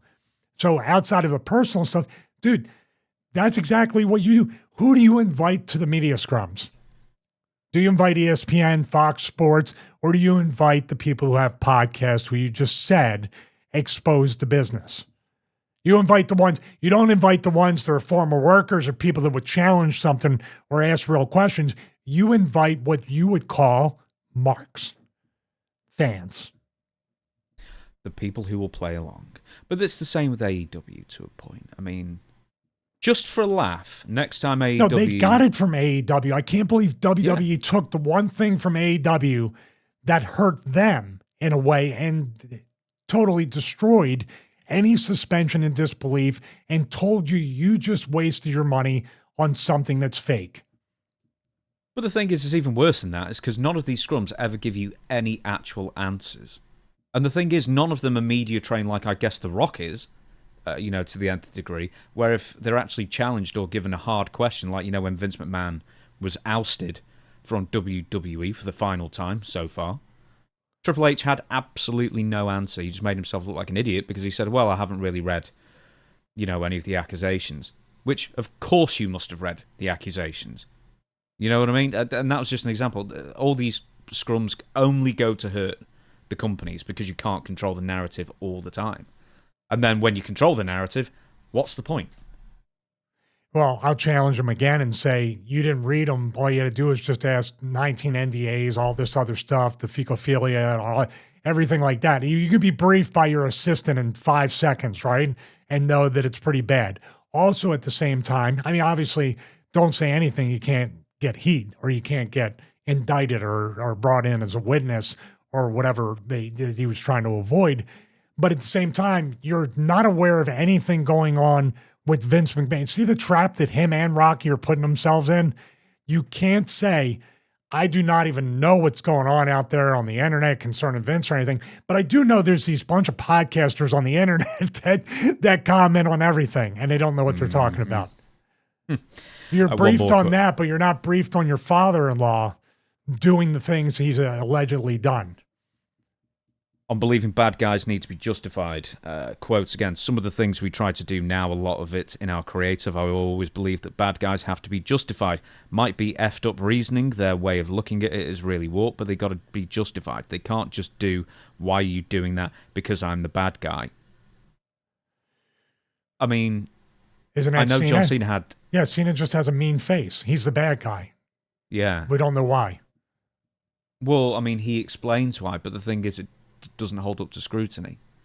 Which is fine to a point, because as long as you can convince the audience that you believe it, that's all that matters. I mean, you can have some really skewed views as a bad guy performer, as long as you believe it. But the fact is, I don't think no one believes John Cena believes it. And everyone just sort of goes along with it because it's 2025, and that's just what wrestling is now. Everyone's in on the joke. Yeah. And he did the interview with McAfee. I didn't watch this particular clip, but he supposedly explained it much better on McAfee than the own brand. Oh, really? Did he? Or did I thought not? you said, I didn't see it. Did he? Well, he at least gave some sort of reasoning outside of the soul thing, and making. See, when I watched Cena be a heel, the work in the match was very heel-like. I appreciated that, the match with Cody from WrestleMania. But it takes more than a heel. When he's talking about a heel being justified, and they can't just do, why are you doing that? Because I'm a bad guy. Cena's gruff face, his miserable-looking face is just like, I'm a bad guy. And that's it, right? I've changed my face to look like I'm always just bitter. That's it. And I'm sure you've said, I think before, Dutch, it's got to be more than that. You can't just stand there and look mean and say, I'm bad now. I'm sure Triple H will come up again in future episodes. Take a drink. But we're going to move on to Raw now. Very briefly, I was going to say Charlotte Flair's boo-boo face. Someone pointed out to me that she had the boo-boo face kind of thing. You could tell. I don't know how you can tell with Charlotte, but there was a claim that you could tell with Charlotte that you knew she was going to lose the second she walked out. I'm not convinced about that, but it's sort of hard to tell with her. No, I'm not convinced of that either. I mean, maybe more subdued, not as excited, just kind of, I didn't get any, maybe an apathetic type of feeling, but not a boo-boo face. I've wrestled people who made the boo-boo face like on the way to the ring, and you can see the difference between, and then when they're going over, come on! Right? It's a stark difference. I don't buy that. I don't think that's, I mean, say they might have just been looking at that, or after Tiffany won, they look back at the entrance and they try to form a case for that. It's not true. Retcon kind of thing. Yeah. Whatever it is. Right. Let's move on to Raw. A couple of things that happened on Raw. Gunther chokes out Pat McAfee. What did you say exactly on the WrestleMania special that you would have done if you were the creative person in charge of WWE to spice up Gunther's character after losing the world title to Jey Uso? Well, I said if he loses the world title, which was my prediction, the very next night Gunther has to come out and do something excessively heelish to somebody that's not one of the wrestlers. And I didn't say commentators, but I said he needs to do something so egregious, so much like a heel, to put him right back on track and distract from the world title loss, and that's what they did. So Triple H, listen to internet podcasters, I guess. Yeah, old timers. He'd never admit it. Yeah? The old timers. Are you older than Triple H? Are you about the same age? I'm 53, so probably around the same age. But listen, I'll go back to Rip Rogers. This is not hard to figure out. You know what you need as a heel who loses the very next night, the very next week, whatever it might be, whether it's an inciting incident, a heel promo, attacking somebody, doing something daft. You need to eliminate or make people's memory go from the loss to, oh, wow, he lost, but now this. Ooh, he's even more dangerous, even more heelish. It is not hard to figure out, much like Cody. All right, what's Cody going to do the night after WrestleMania, after that loss, after he got screwed? Okay, Rocky's not going to be there. We probably have to put Cody on the shelf for a little bit, maybe a week at the very least, to regroup and figure out when they do see him again, how can he get his babyface sympathy back? Obviously, I would have said, if you combine the two, What I would have done in a perfect world, what Gunther did was great. That was perfect. But an alternative perfect approach would have been kind of interesting. What if Cody came out to cut a babyface promo and let people know what's next for Cody Rhodes? Gets attacked by Gunther. Gunther chokes him out, bloodies him, stretchers him. Both guys that lost their world title, drastically different reactions, and now they're joined at the hip as they both try to get back on track for their respective world titles. I thought afterwards, after Raw, I was like, man, that would have been kind of interesting if they melded those two together, even though we're on separate type things. Speaking of Pat McAfee, actually, do you remember a couple of years ago he went to UFC with a neck brace on because he'd been attacked on, I don't know where it was, SmackDown or wherever it was. And I was just like, bless that man. Yeah, everybody knows what wrestling is and WWE is. But do you know what? He's putting in the effort. And once again on the Pat McAfee Show yesterday, he didn't just say, oh boy, we worked out that choke out. No, he still, I mean, maybe it was with a bit of a wink and a nod. But he talked about being choked out by Gunther and talked about it being serious and talked about him blacking out and getting choked out and everything like that and having to leave the broadcast booth. It's like, Pat, why is it only Pat McAfee is one of the only people who gets it still? I find it crazy. But I thought it was very well executed for what it was. And also, it was almost Attitude Era-like. There wasn't the entrance theme song for Gunther. Didn't he just turn up at commentary and start yelling at them? Yeah, pretty much. I don't know if he was coming back from a break or coming back from a package or something that they cut off him. I don't remember. I do remember, and you got to stop this. This same thing as the Jeff at WrestleMania. Get McAfee's buddies out of there, those goofs trying to run over. Were they? It took me like 5 minutes to work out. They were his podcast team, I think. But it's so stupid. And then we get involved or try to, and that's how you blow a knee out or hurt one of the agents. And they were really trying to get to him. Like, you can tell some of the agents were holding them back, and I'm just like, this is just too much. Just let it be on Gunther. Nobody helps, and that's the end of it. And they leave McAfee laying. But you got to get your buddies, your entourage, your yes men involved. It's just stupid. You're taking too much of a risk of something really going wrong. Where do you think this is going to lead to? Just a one pay-per-view thing with Pat McAfee, and then what? Wow, isn't that the question of the year years when it comes to Gunther? Strong IC title run, longest reigning champ, loses very anticlimactically, in my opinion, to Sami Zayn at WrestleMania 40. Then they do give him the world title, but a lot of 50-50 booking, even with NXT guys like the Axiom guy coming up there, and working him on the international TV. Gunther has been middle of the road. He's been super over for what he's done, but you cannot 50-50 book him from this point on. So he needs to squash McAfee. He's like Brock versus Cena at SummerSlam, where Brock just kept suplexing him and beat him. He has to let the people know this is what happens when you don't fully commit to professional wrestling. If you're just going to commentate, you can't just get in the ring. I would love to see him stretcher, bloody McAfee, and it won't hurt McAfee one bit. Do you feel that WWE is still a bit reluctant to pull the trigger on Gunther? Because it feels like they're doing it very, very slowly, elevating him, where someone like Bron Breakker, who we'll talk about in a short while as well, he's getting not the Ultimate Warrior shove, but it's not too far off it, whereas Gunther, they're very much taking their time with him. I don't know if they're taking their time as much as they just don't know. It seems very parsed, I should say, to use proper terminology. It feels like every push Gunther has or every loss is very compartmentalized, and they don't see the whole body of work to keep him.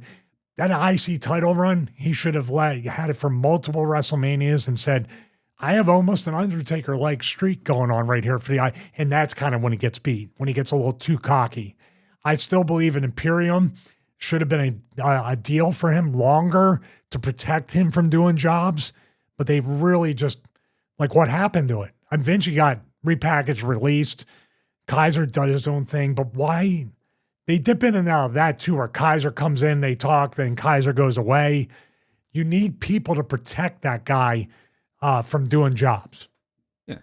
The sum of the parts is them as a faction. I can't work out which way to say that. Them as a faction was greater than them individually, I think. Oh, absolutely. Gunther was the only one that stood out.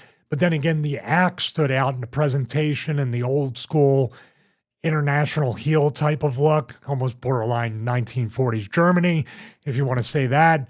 But yeah, I mean, they lose all that stuff. And I have a really weird feeling. You know, my feelings, sometimes I don't want them to come true. I have a feeling when they don't figure out what they want to do with Gunther and he doesn't have a title, and then they eventually don't know what to do with this other guy early on, let's go with the international tag team heels and let's have them win the tag belts, Gunther and Rusev. Oh, no. Rusev coming back, and I just thought they pegged him so far down the card on his return immediately. They put him with Otis, which Otis was getting really popular, but they've not done anything with him for so long. Now he's just pegged as middle, maybe even a bit under middle, because he's still, Akira Tozawa and stuff. And I just thought, well, there's Rusev's level straight away. And that was the other thing in my mind. I was hoping Cody would come out Monday. If it wasn't Gunther, I was hoping it'd be Rusev. American Nightmare versus the Russian Nightmare or the Bulgarian Nightmare. Would have been, it's easy. See what I mean? Like, these guys work 40, 60, 80 hours a week, and I maybe they do come up with it, but it seems like it's the same. It feels like it's no different than the Vince McMahon 4 p.m. or 6 p.m. script ripping, and let's rewrite the show. This is The Rock and Hunter, and everybody's sitting there waiting, I think, to figure out, well, who's the final word on tonight? We got to figure this out. Right, we've also got to talk about the end of Raw as well. We should also say that Raw was a really good show. I mean, that was like the first really good post-WrestleMania Raw in a number of years, because they always used to be great, and then all of a sudden, just expectations were high, and then the execution was low, but this one was actually expectations were probably lower, and then they sort of blew it out the water, really. And the big reveal at the end is not only, of course, is Paul Heyman with Seth Rollins, as was revealed at WrestleMania Night 1, Bron Breakker, who ended up not getting pinned for his IC title. It was a fatal four-way, including Finn Balor and Dominic Mysterio and Penta. It just seems like more great things are coming from them. Just apart from the fact that, didn't he lose to Ricochet or get pinned by Sami Zayn or maybe something like that just randomly? I think Sami Zayn might have pinned him once. Yeah, but ever since then, or more or less ever since then, he's not really been beaten, and it seems like Paul Heyman's with him now. So he is the latest Paul Heyman guy. We can talk about Seth Rollins, actually, first before we get to Bron Breakker. What do you think of the pairing of Paul and Seth? Does that work for you, and how would it work for you in the long term?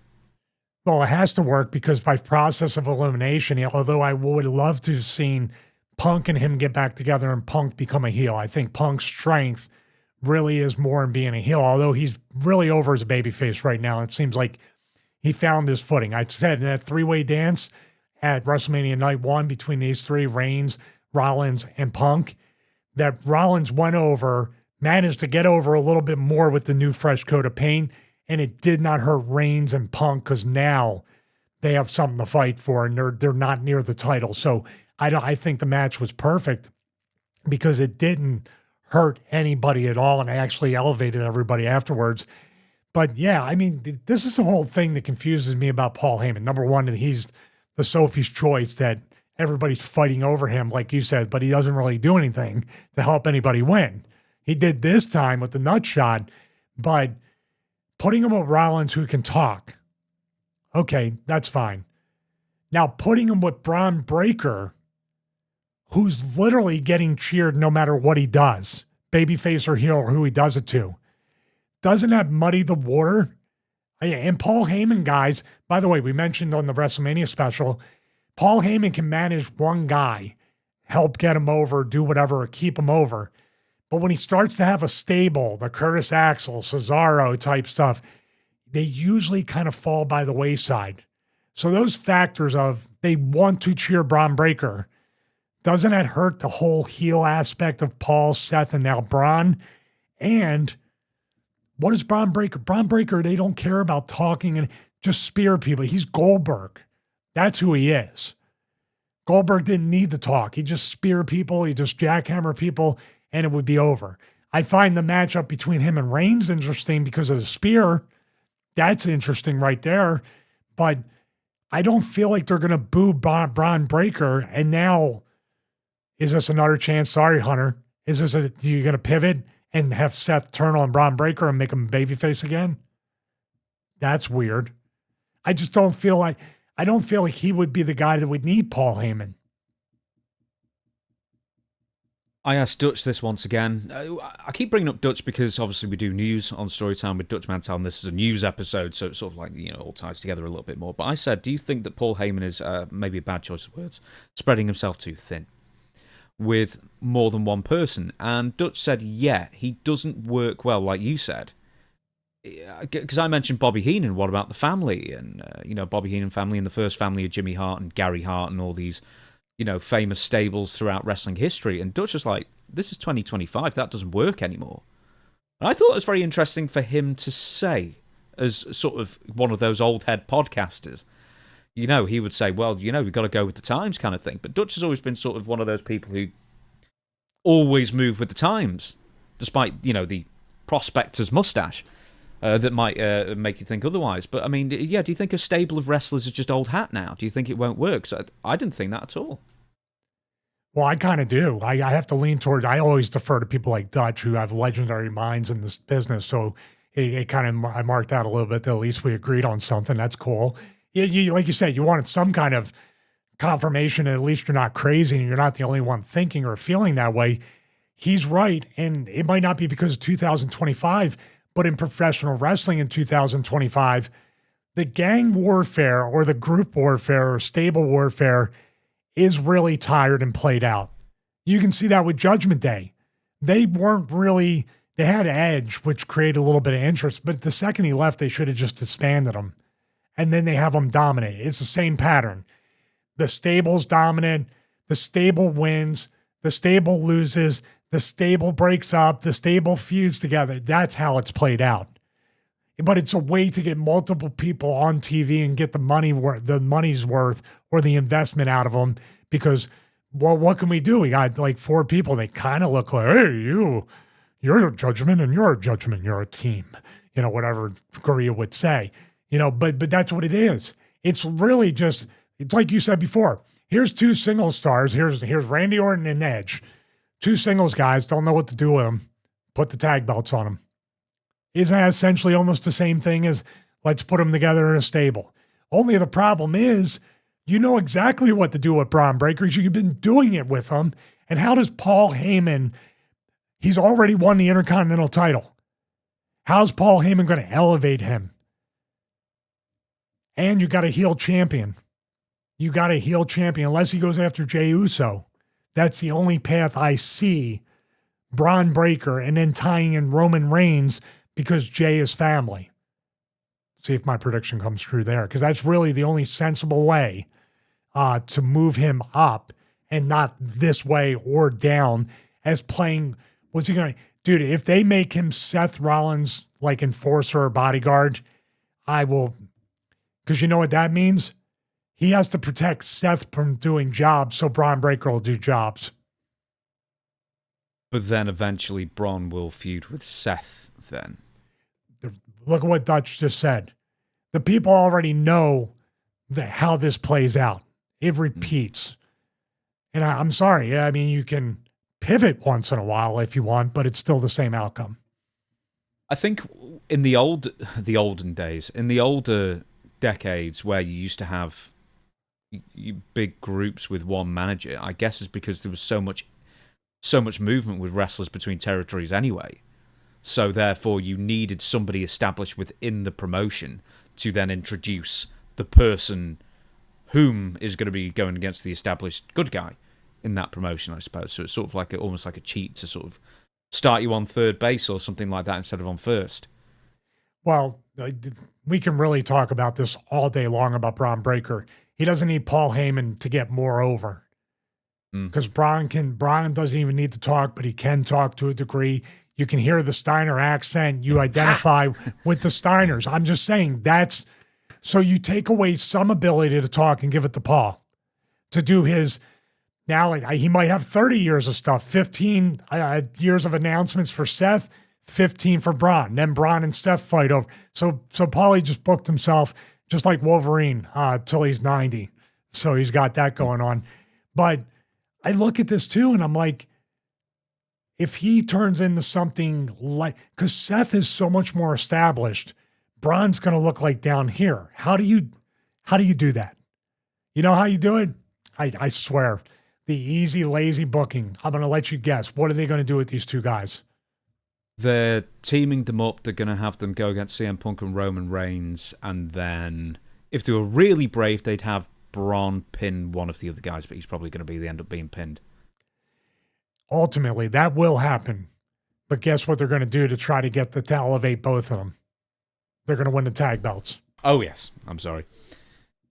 Because Judgment Day is starting to fizzle out a little bit, and obviously they're not going to win the tag belts again. New Day will drop them, maybe back to War Raiders or a babyface team, and then they'll step in and win them. That's one way. But they might pivot. You never know. John Cena. A little quote from John Cena here, what to bring up. I don't care who hears it. I love Vince McMahon, John Cena said. I'm not downplaying anything that needs to be decided or allegations of any kind. But when I love somebody, I love them wholeheartedly. I know John Cena's a heel now, but it's one of those things where I'm just thinking it doesn't matter sort of like how heinous an accusation is leveled against somebody. Within reason, I guess. Unless it's absolute extremes, I guess. But it just seems with the passage of time, more and more people are coming out to basically hang their hat on Vince and what a great guy he is, etc., etc. And some have even said, I don't believe Janelle Grant whatsoever, which is anybody's prerogative to believe whoever they want to believe or not, I guess. But I mean, I don't know. I mean, it's not career suicide for John Cena, but is it wise for him to say this even 2 years removed? I'm not sure. I don't have a feeling about it one way or the other. He said something that could quite possibly, if he said it before he turned heel, obviously it would be a little bit more like, oh, are you going to say that? But if that's his real feelings and Vince gave him an opportunity, he was Vince's right-hand man. He was basically the Hulk Hogan and Steve Austin and The Rock of that era, the Ruthless Aggression era. So he's Vince's guy. And Vince is his guy that provided all these opportunities to do that. Does that work independently of all these accusations, NDAs, and all that stuff? In John's mind, with his answer, yes, it does. But he did say, he's not downplaying that, but that's the way he feels about Vince. Is there a little bit more to read into this? Everybody's always going to read into, oh, is Vince going to come back? You even said it earlier in this episode. He's gone for now. So does that raise your antennas up, or is that why you said that earlier? Because more and more people are kind of, it's now okay to say that you feel a certain way positively about Vince? Yeah, there's definitely a time heals all wounds kind of thing. Triple H said he loved him too in his Hall of Fame speech during the 67 minutes. Yeah, I sort of think that's more fair enough, I guess, because you can't really talk about anybody's, for the most part, in WWE, we can't really talk about their career in earnest without mentioning Vince. So I think it's right not to erase him from history, and sort of your admiration or gratefulness or whatever. But I don't know. It was sort of like a bit out of the blue kind of thing for John to say that I love him, and it almost seems like maybe I'm just filling in the blanks here. What if he's convicted? Let's say just somehow it goes to criminal court, this, and not civil court, or it goes civil court and then criminal court. Then he's convicted and he admits it. He's done all these things. Will he still love him? Well, first and foremost, with the way things are trending, I don't think any of that's going to happen. No. I think there's going to be payouts. There's going to be whatever. And Vince might even do the Jimmy Snuka thing and do the dementia, plea. Towards in the fairness end. to Snuka, he did have dementia. No, I thought did. The same thing. But no, he did. I know he did. I'm just saying we might be at a point where Vince does have signs of that anyway. I'm not saying he's going to use it, but the lawyers might see it and say, okay, well, this is something we can talk about and something we can use. Whether guilt or innocence, that will probably keep him out of prison and jail, or he might be under house arrest. I don't know. I'm not a lawyer. I only played a doctor on TV. I have no idea about these things. But did John say this without the question? It looks like he just offered it up, right? I don't care who hears it. I love Vince. Was that based on one of those, old time podcasters in the scrum asking him a question, or? I don't think it was a podcast. I mean, if it was a podcast, it wasn't a wrestling one, but it must have been brought up. I doubt he was just absolutely boiling over to say it. But I mean, there you go. I just wanted to bring that up as something to mention. But we're going to get onto our last story, and I bet people are going to be stunned here that we might even get to 2 hours. We might even do it slightly under 2 hours, which might be a record for us, at least for the last few months. But something that we were talking about on the WrestleMania special that we recorded on Monday and then released on Monday evening / Tuesday morning was, we teased it and then we said we'll save it for this episode. It's WWE buying AAA. Now, we have to talk about this very much so. It is an enormous deal for WWE and wrestling in Mexico and South America as a whole. And I think the deal was announced. Everybody was just very much taken off guard. I'd suggest including all wrestling journalists that claim they knew about it, but then, obviously didn't report it beforehand. Vikingos was also in the crowd for the Rey Fenix versus El Grande Americano match as well. So, it's just enormous news, really. We're going to get more into it and all the press releases and everything like that, but what was your reaction when you heard it? I mean, from a business standpoint, wanting to take over the world, literally, of professional wrestling, it's the right call. They're acquiring things. Obviously, what I feel like the bigger picture with this, WWE, obviously, when they go into a territory, it'd be great if they had their own. They tried that with NXT in the UK, and NXT was supposed to grow into a worldwide developmental brand. It was, but do you know what? Do you know why they brought up NXT UK? Because you mentioned it. Do you know why they started that? No, I do not. It was because ITV, which was the home for many, many years of World of Sport, and on the World of Sport sports block, wrestling was on for decades, and ITV wanted to bring back wrestling. It was more like a Saturday morning thing, I guess. WWE got wind of it, and they couldn't have that, so they ended up bringing up NXT UK, signing a load of UK-based independent wrestlers, and then didn't really do anything with them, just to have an exclusive on them so they couldn't be on the ITV show. Oh, I do remember that, actually. I remember that story coming out. They did get Gunther.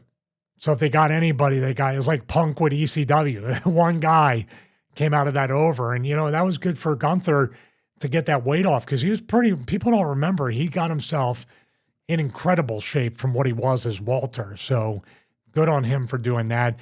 But now it looks like the actual WWE brand is going to, and I'm sure it's going to be ID independent everywhere in the world. This is great for the company, for the portfolio. This here, buying AAA, the ads, the corporate opening, like the sizzle reel opening of the company, they're getting ready to sell this thing in the next few years to Saudi Arabia or somebody. It just feels like they're building up assets for a sale. That's my thought, that maybe not this year, next year, whatever, but we have WWE, UFC, everything under UFC on the MMA world. They're trying to start the boxing league, which Saudi Arabia is involved with. You pointed out the bull riding. That was under Endeavor, but I think Endeavor, I don't know if Endeavor's dissolved now, and then they brought on the Professional Bullfighting League. And here's something else for you, Stevie, that I don't know if you know. They were actually selling, or I think they were doing this, where they were having a UFC show, a WWE show, and a professional bull riding league show, all on one weekend, all in the same city. So they're trying to sell everything as a package. So, and obviously the best seats will go to the people who buy tickets to all three as a package first. So they're trying to, they are buying assets. They're buying assets to jack up the value, but what's the end game? So you're saying you think WWE are going off to Saudi Arabia or the highest bidder? Absolutely, because that person, that right-hand man to the royal family in Saudi Arabia, was in the crowd at WrestleMania 41. Yeah, Turkey Al-Sheikh or something like that, I think. So he's there as a representative, looking everything over, probably reporting back. I have no doubt. I think the Crown Jewel pay-per-views was basically the dipping the toe in the water, the alpha beta test to see if Saudi Arabia wants WWE. They'll get UFC now. They wanted UFC at one point. They already have the working relationship. They're buying up this? I have no doubt. They're working with TNA. They're going to probably buy the TNA library or the company as a whole. And I have no doubt eventually, when AEW gets to the point that everybody keeps predicting, that'll come with that. And then Saudi Arabia will literally own the entire world of wrestling. But in the meantime, they're going to let WWE acquire Mexico, South America, Europe, all these different places for a worldwide brand that Saudi Arabia is basically the TKO right now. They will be the TKO of the entire professional wrestling world. This was we can get to like more localized to Mexico, I guess, but this was my worry, is that they're stockpiling assets for one giant sale, because when Vince seceded, I don't know, control, I guess you would say, and then the conglomerate of TKO was invented, that was my biggest worry, that Ari Emanuel, Mark Shapiro, and whoever else, Nick Khan, only saw this as another investment. Nick Khan, maybe not. He's got more of an affinity with professional wrestling. Obviously, you can hear it when he talks. But the other guys, all they see it is just stocks. Just something to, eventually grow their wallets even fatter, and to be damned with the consequences when they eventually get sold to Saudi Arabia or whoever it may be, who will absolutely not care anywhere near as much as the current regime or the original regime with the McMahons. Well, it feels like there's less care for the product as time goes on and it switches hands. By the way, that's their job. That's Ari Emanuel. That's Nick Khan's job, although we talked about on the WrestleMania special, he was an usher. Him and The Rock are childhood friends. He is more of a fan of wrestling, but also Nick he's a shark. He's a businessman. That's all he is. And everybody involved with TKO, WWE, UFC, let's throw Dana White in there and everybody like that. Everybody is looking at it like a business. That's all it is. If you were looking to take great care of the product, then you would, because you'd be losing money. But they're not losing money. So who are we as old-time podcasters? Who are we to tell them how to run it? I say it all the time on Russo's show. Whenever we book these alternative angles and they should do this and they would make this money, it's like, guys, they're literally printing money for the least amount of effort. Who are we to tell them?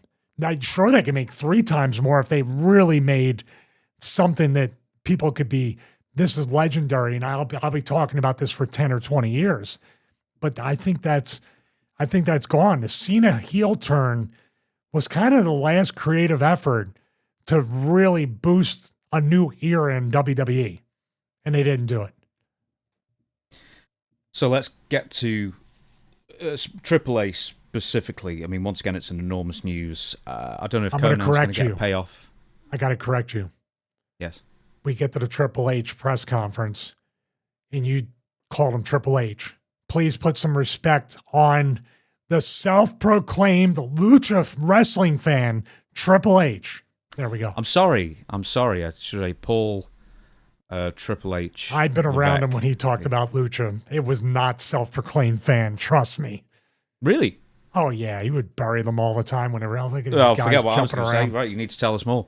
No, he would just, like anybody who came from Killer Kowalski's school, would look at that and go, this has no psychology.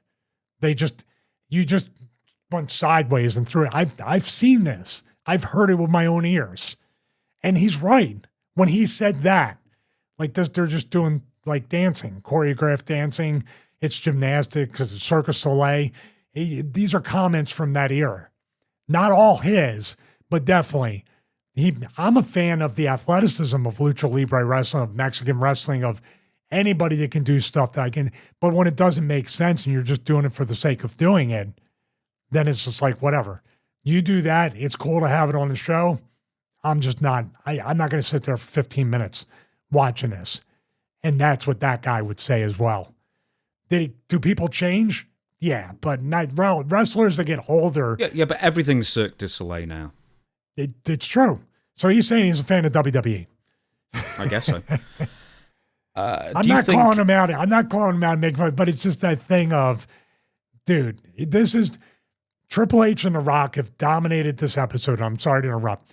They have dominated this episode because they have contradicted themselves and done so much double speak in their interviews. It has to be pointed out. And these guys are doing this to each other. They're more alike than they realize right now. Maybe that's why they don't get on. I'm presuming they don't get on. But, when just two people are just... What was it, Triple H and CM Punk a week or two ago, and Triple H was doing an interview, or CM Punk was doing an interview, whoever it was, and he just said we probably didn't like each other for so long because we were probably more alike than we realized. Well, that's why it's great we get along. So, you're smart, I'm stupid, you're young, I'm old. I love cats, you could care less. So there. I'm indifferent. It's funny, my next door neighbor, apparently his cat disappeared, right? And my dad's advice to him was go down to London, there's thousands of strays, pick up one of them. Oh my God. You heartless sons of bitches. You don't do that. Although I want to go to London now if there's that many stray cats. Yeah. Get yourself a case of fleas with them as well. Right, okay. With Conan, he's been the booker with AAA for quite a while. Do you think whether he gets a pay rise or a nice severance package, whatever it is, do you think he'll finally buy a working microphone? Yeah, I didn't throw that last part in. Yes, I do. I'm just still astonished in this day and age that they're still using cup and string to record their podcasts. Let's focus on the actual story here. So, yes, okay, I'm sorry. I don't know what I don't know what Conan's relationship is. I can't think it's too bad because he did induct Rey Mysterio in the Hall of Fame not too many years ago. I don't know. He criticizes both companies. Being a fellow all-time podcaster like us, he seems to be very objective with everything. And also, I think he's told stories about some of the backstage craziness of AAA and the stuff he's had to deal with as a booker. There's been the Vampiro type of stuff back and forth. That's beside the point. But that also could factor into, is Conan an asset or a liability? Is Conan politically liked or politically hated? These are very deep questions. I don't know if he's good with The Rock, does that mean Triple H won't hire him? If he's good with Triple H, does it mean The Rock? There's all these different layers that have nothing to do with Conan, by the way. Or does Ari Emanuel or anybody that's in the inner circle of The Rock feel like there's a Mexican television producer that would do a much better job of AAA writing the story or TV writer than Conan? I don't know. What are your thoughts? Do you think they're just going to keep them there until they get to the level they want, then they let them go?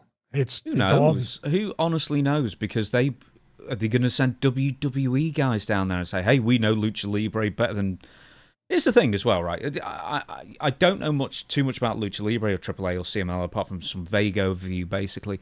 But as far as I can gather, AAA is not traditional Lucha Libre. That is Americanized style Lucha Libre. More of the hardcore stuff and the blood and whatever else, whereas it's CMLL that is flying the flag for the traditional Lucha Libre. And I'm wondering if WWE thought it was a good idea to buy AAA because they have seen in the last couple of years the resurgence of CMLL from near bankruptcy. They were dying at one point a few years ago. I don't know if it's post or pre-COVID, but they were, maybe even post-COVID, they were doing terrible business. They turned it around, and I think Mystico is still their top draw. Is that Sin Cara? Yeah, the original Sin Cara Mystico. I mean, he was dead in Mexico for years. It took him years to get his popularity back, I guess. But he's a huge money draw down there, along with a bunch of other people for CMLL. But the point is are they seeing now CMLL selling out arenas like almost never before? Well, why can't AAA do that? Which AAA is on more hard times than they used to be. Something they can buy for fairly cheap. They know it works in Mexico. WWE crossover, and also Triple H has said that they want to break in more in South America as a whole as well. So they can do that with the AAA brand. They can do that with the NXT brand and WWE as well. So I mean, there is some thought, some genuine thought to expansion as well with the acquisition. Well, here's a question about that. Since CML is doing so great, they want to buy AAA, or they have bought AAA, and they're going to raise AAA up to, beat out CMLL. Do you think they're going to be in a position to buy CMLL after that and take over the whole territory? Aren't they already in a position to do that? Well, they're in a position, but to get it at a lower price because the business isn't as good. AAA is starting to beat them and draw more crowds. I don't know. I will say this, though. Conan will be very, very important for the relationships and the way working with local entities, if you know what I mean. Conan's much more connected and has his ear to the ground there to know how to navigate and work and promote the shows. It's very much the Wild Wild West down there from what I've heard over the years. And it can not be the safest place if you're not familiar with the way to operate down there. Yeah, he's been an envoy for decades. He was for ECW, he was for WCW, probably was for Japan as well. So, I mean, he would be someone who's great to keep on side as well.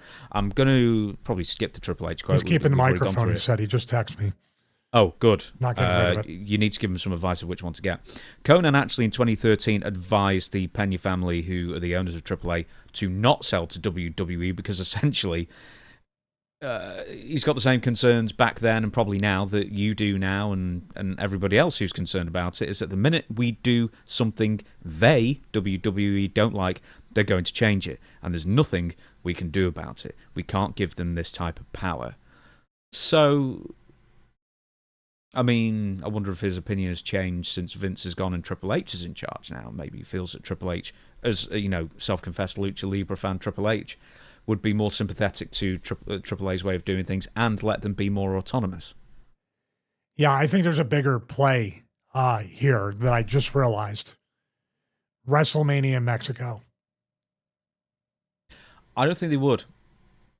They'd be tempted. I mean, in some of those big stadiums and international, I feel like they should go to maybe London or Wembley first, or Japan or other places. But they'll go Saudi Arabia first, and I'll tell you why. It's because they'll pay more money, and in general, things are cheaper down in Mexico. They may not be able to charge the ticket prices they want to. They will only take a WrestleMania or another big pay-per-view like SummerSlam or Royal Rumble, whatever it is, or even whatever it is in Paris happening in a couple of months. They want the cities to pay. They want the cities to pay to bring WWE in. Will Mexico City pay WWE what they want, and then can they make more money on the ticket sales to make it worth their while? Beyond Saudi Arabia, which we know that Saudi Arabia will pay. They pay $50 million a year. I don't know if it's $50 million a year or $50 million a show for them Saudi Arabia stinkeroo shows that are mostly terrible. They probably pay $100 million plus for a WrestleMania. And ultimately, that's what WWE is looking at. They're looking at the bottom line. Well, great points. I kind of revise my statement.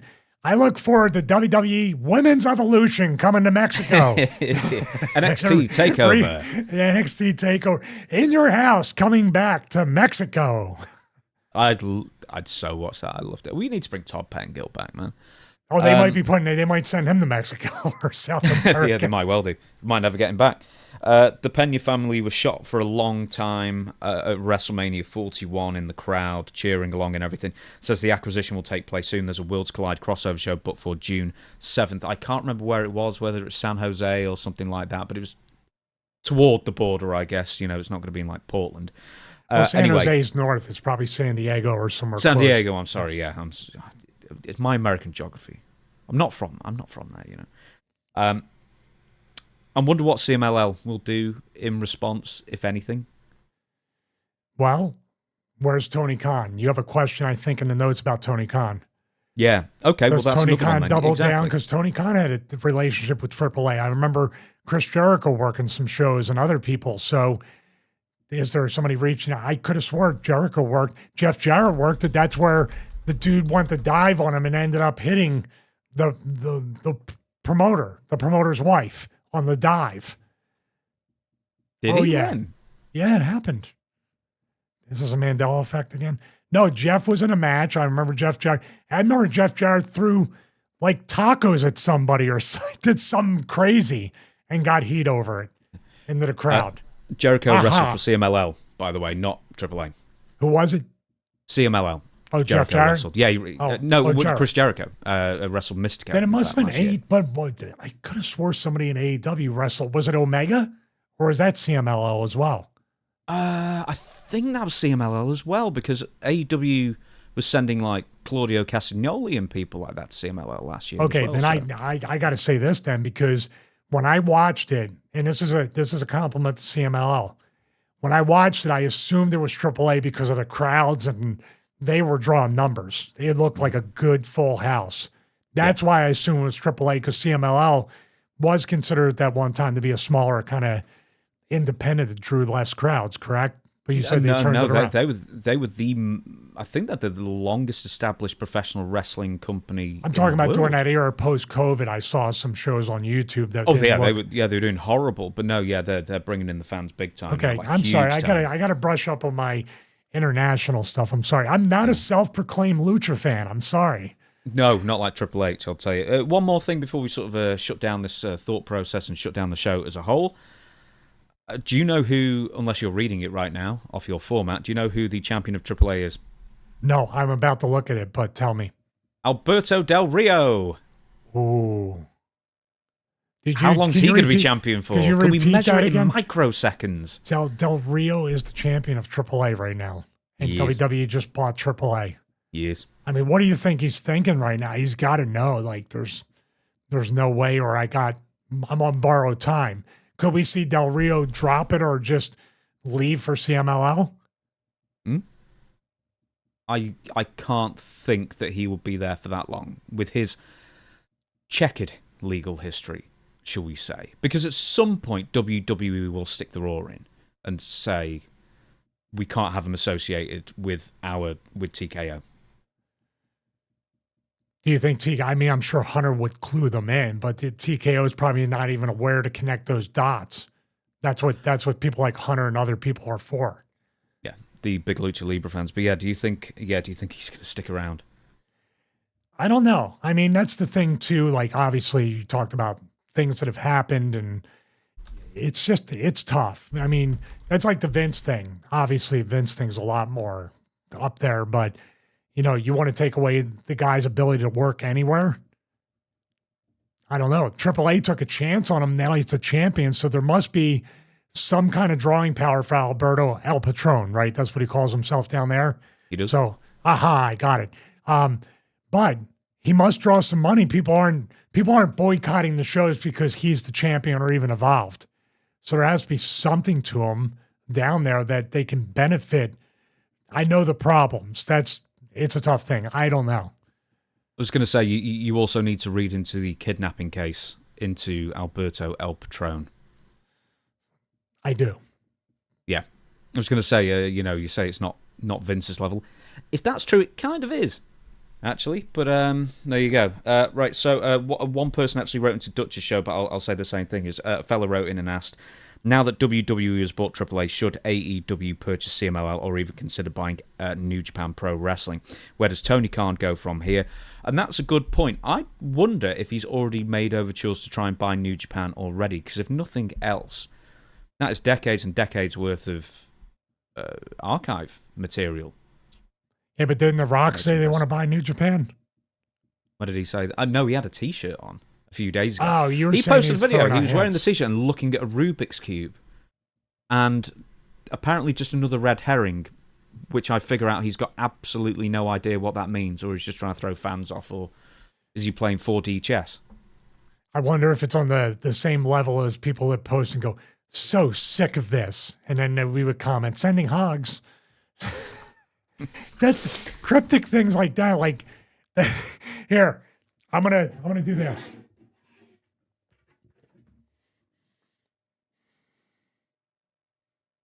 I'm holding up a Rodecaster Pro 2 cover and a mouse while wearing a black shirt. Well, you'll just have to find out when we pivot. Yeah. No, but I'm saying that's like I hold the Rubik's Cube, I'm wearing a New Japan shirt, and the general person's like, what? What am I supposed to figure out? What? Yeah, but it'd be nice if there was an idea that actually there was a reason for him doing these things, but just more and more, there just seems to be. It's chaos theory. Just things are happening, and there's. If he was in his 60s or 70s, I'd be like, this dude needs to be tested for like dementia or Alzheimer's. Just to take a picture of me holding a Rubik's Cube. Oh, I forgot my New Japan shirt. Let me put it on. Hey, it's better. Hey, it's right up there with the sex doll thumbnail face that everybody complains about here. Thank you. That's getting screen grabbed. Right, okay, we're gonna shut it down there, I think. So, everybody, thank you so much for watching. Everybody, thank you so much for watching the WrestleMania special that we did on Monday as well. That was exhausting. I'm not doing it again. Just so everyone knows, I'm not doing that again. If we do a pay-per-view review, they want it even more now. Yeah, tough. If we do a pay-per-view review, it's going to take place when there's a regular show, and we'll wait till when. That's the only problem, though. I hate waiting till Wednesday for a Friday release for a pay-per-view. It's 6 days, man. Not news anymore. Dude, we can do it anytime you want. I'm always here waiting. I'm either going to be here or right outside shaking treats, trying to get the stray cats from London over here. Yeah. Yeah, looking at the Rubik's Cube, buying New Japan shirts. It's a mystery. That's a mystery to me, then. Right. So I don't do the outros for these. I forgot about that. So everybody, thank you so much once again for watching. The WrestleMania special is out now, and Stevie Richards show is out every single Friday on all podcast platforms, and of course on YouTube as well, and on the YouTube channel. If you're listening to this audio-wise, there are many clips out. Normally we do maybe like one a day, but we've been doing 3 or 4 a day actually because of the WrestleMania thing. We've got to get them out quick. But we will see you again next Friday. Thank you once again for watching. Over to you, Stevie, for the Patreon roll call. Well, once again, thank you everybody for watching the WrestleMania special. I know we're overloading you with clips, but people seem to be enjoying them, and obviously discussing and debating WrestleMania 41, night 1 and night 2. We got confused with episodes and WrestleManias over the past couple of weeks. We had to push we were hoping it would be uniform, but that's why we kind of, even on the opening of this one, I got the episode wrong. So thank you very much for watching. Remember, patreon.com/Stevie Richards. We talked about the watch-alongs we have done on the road to WrestleMania 41.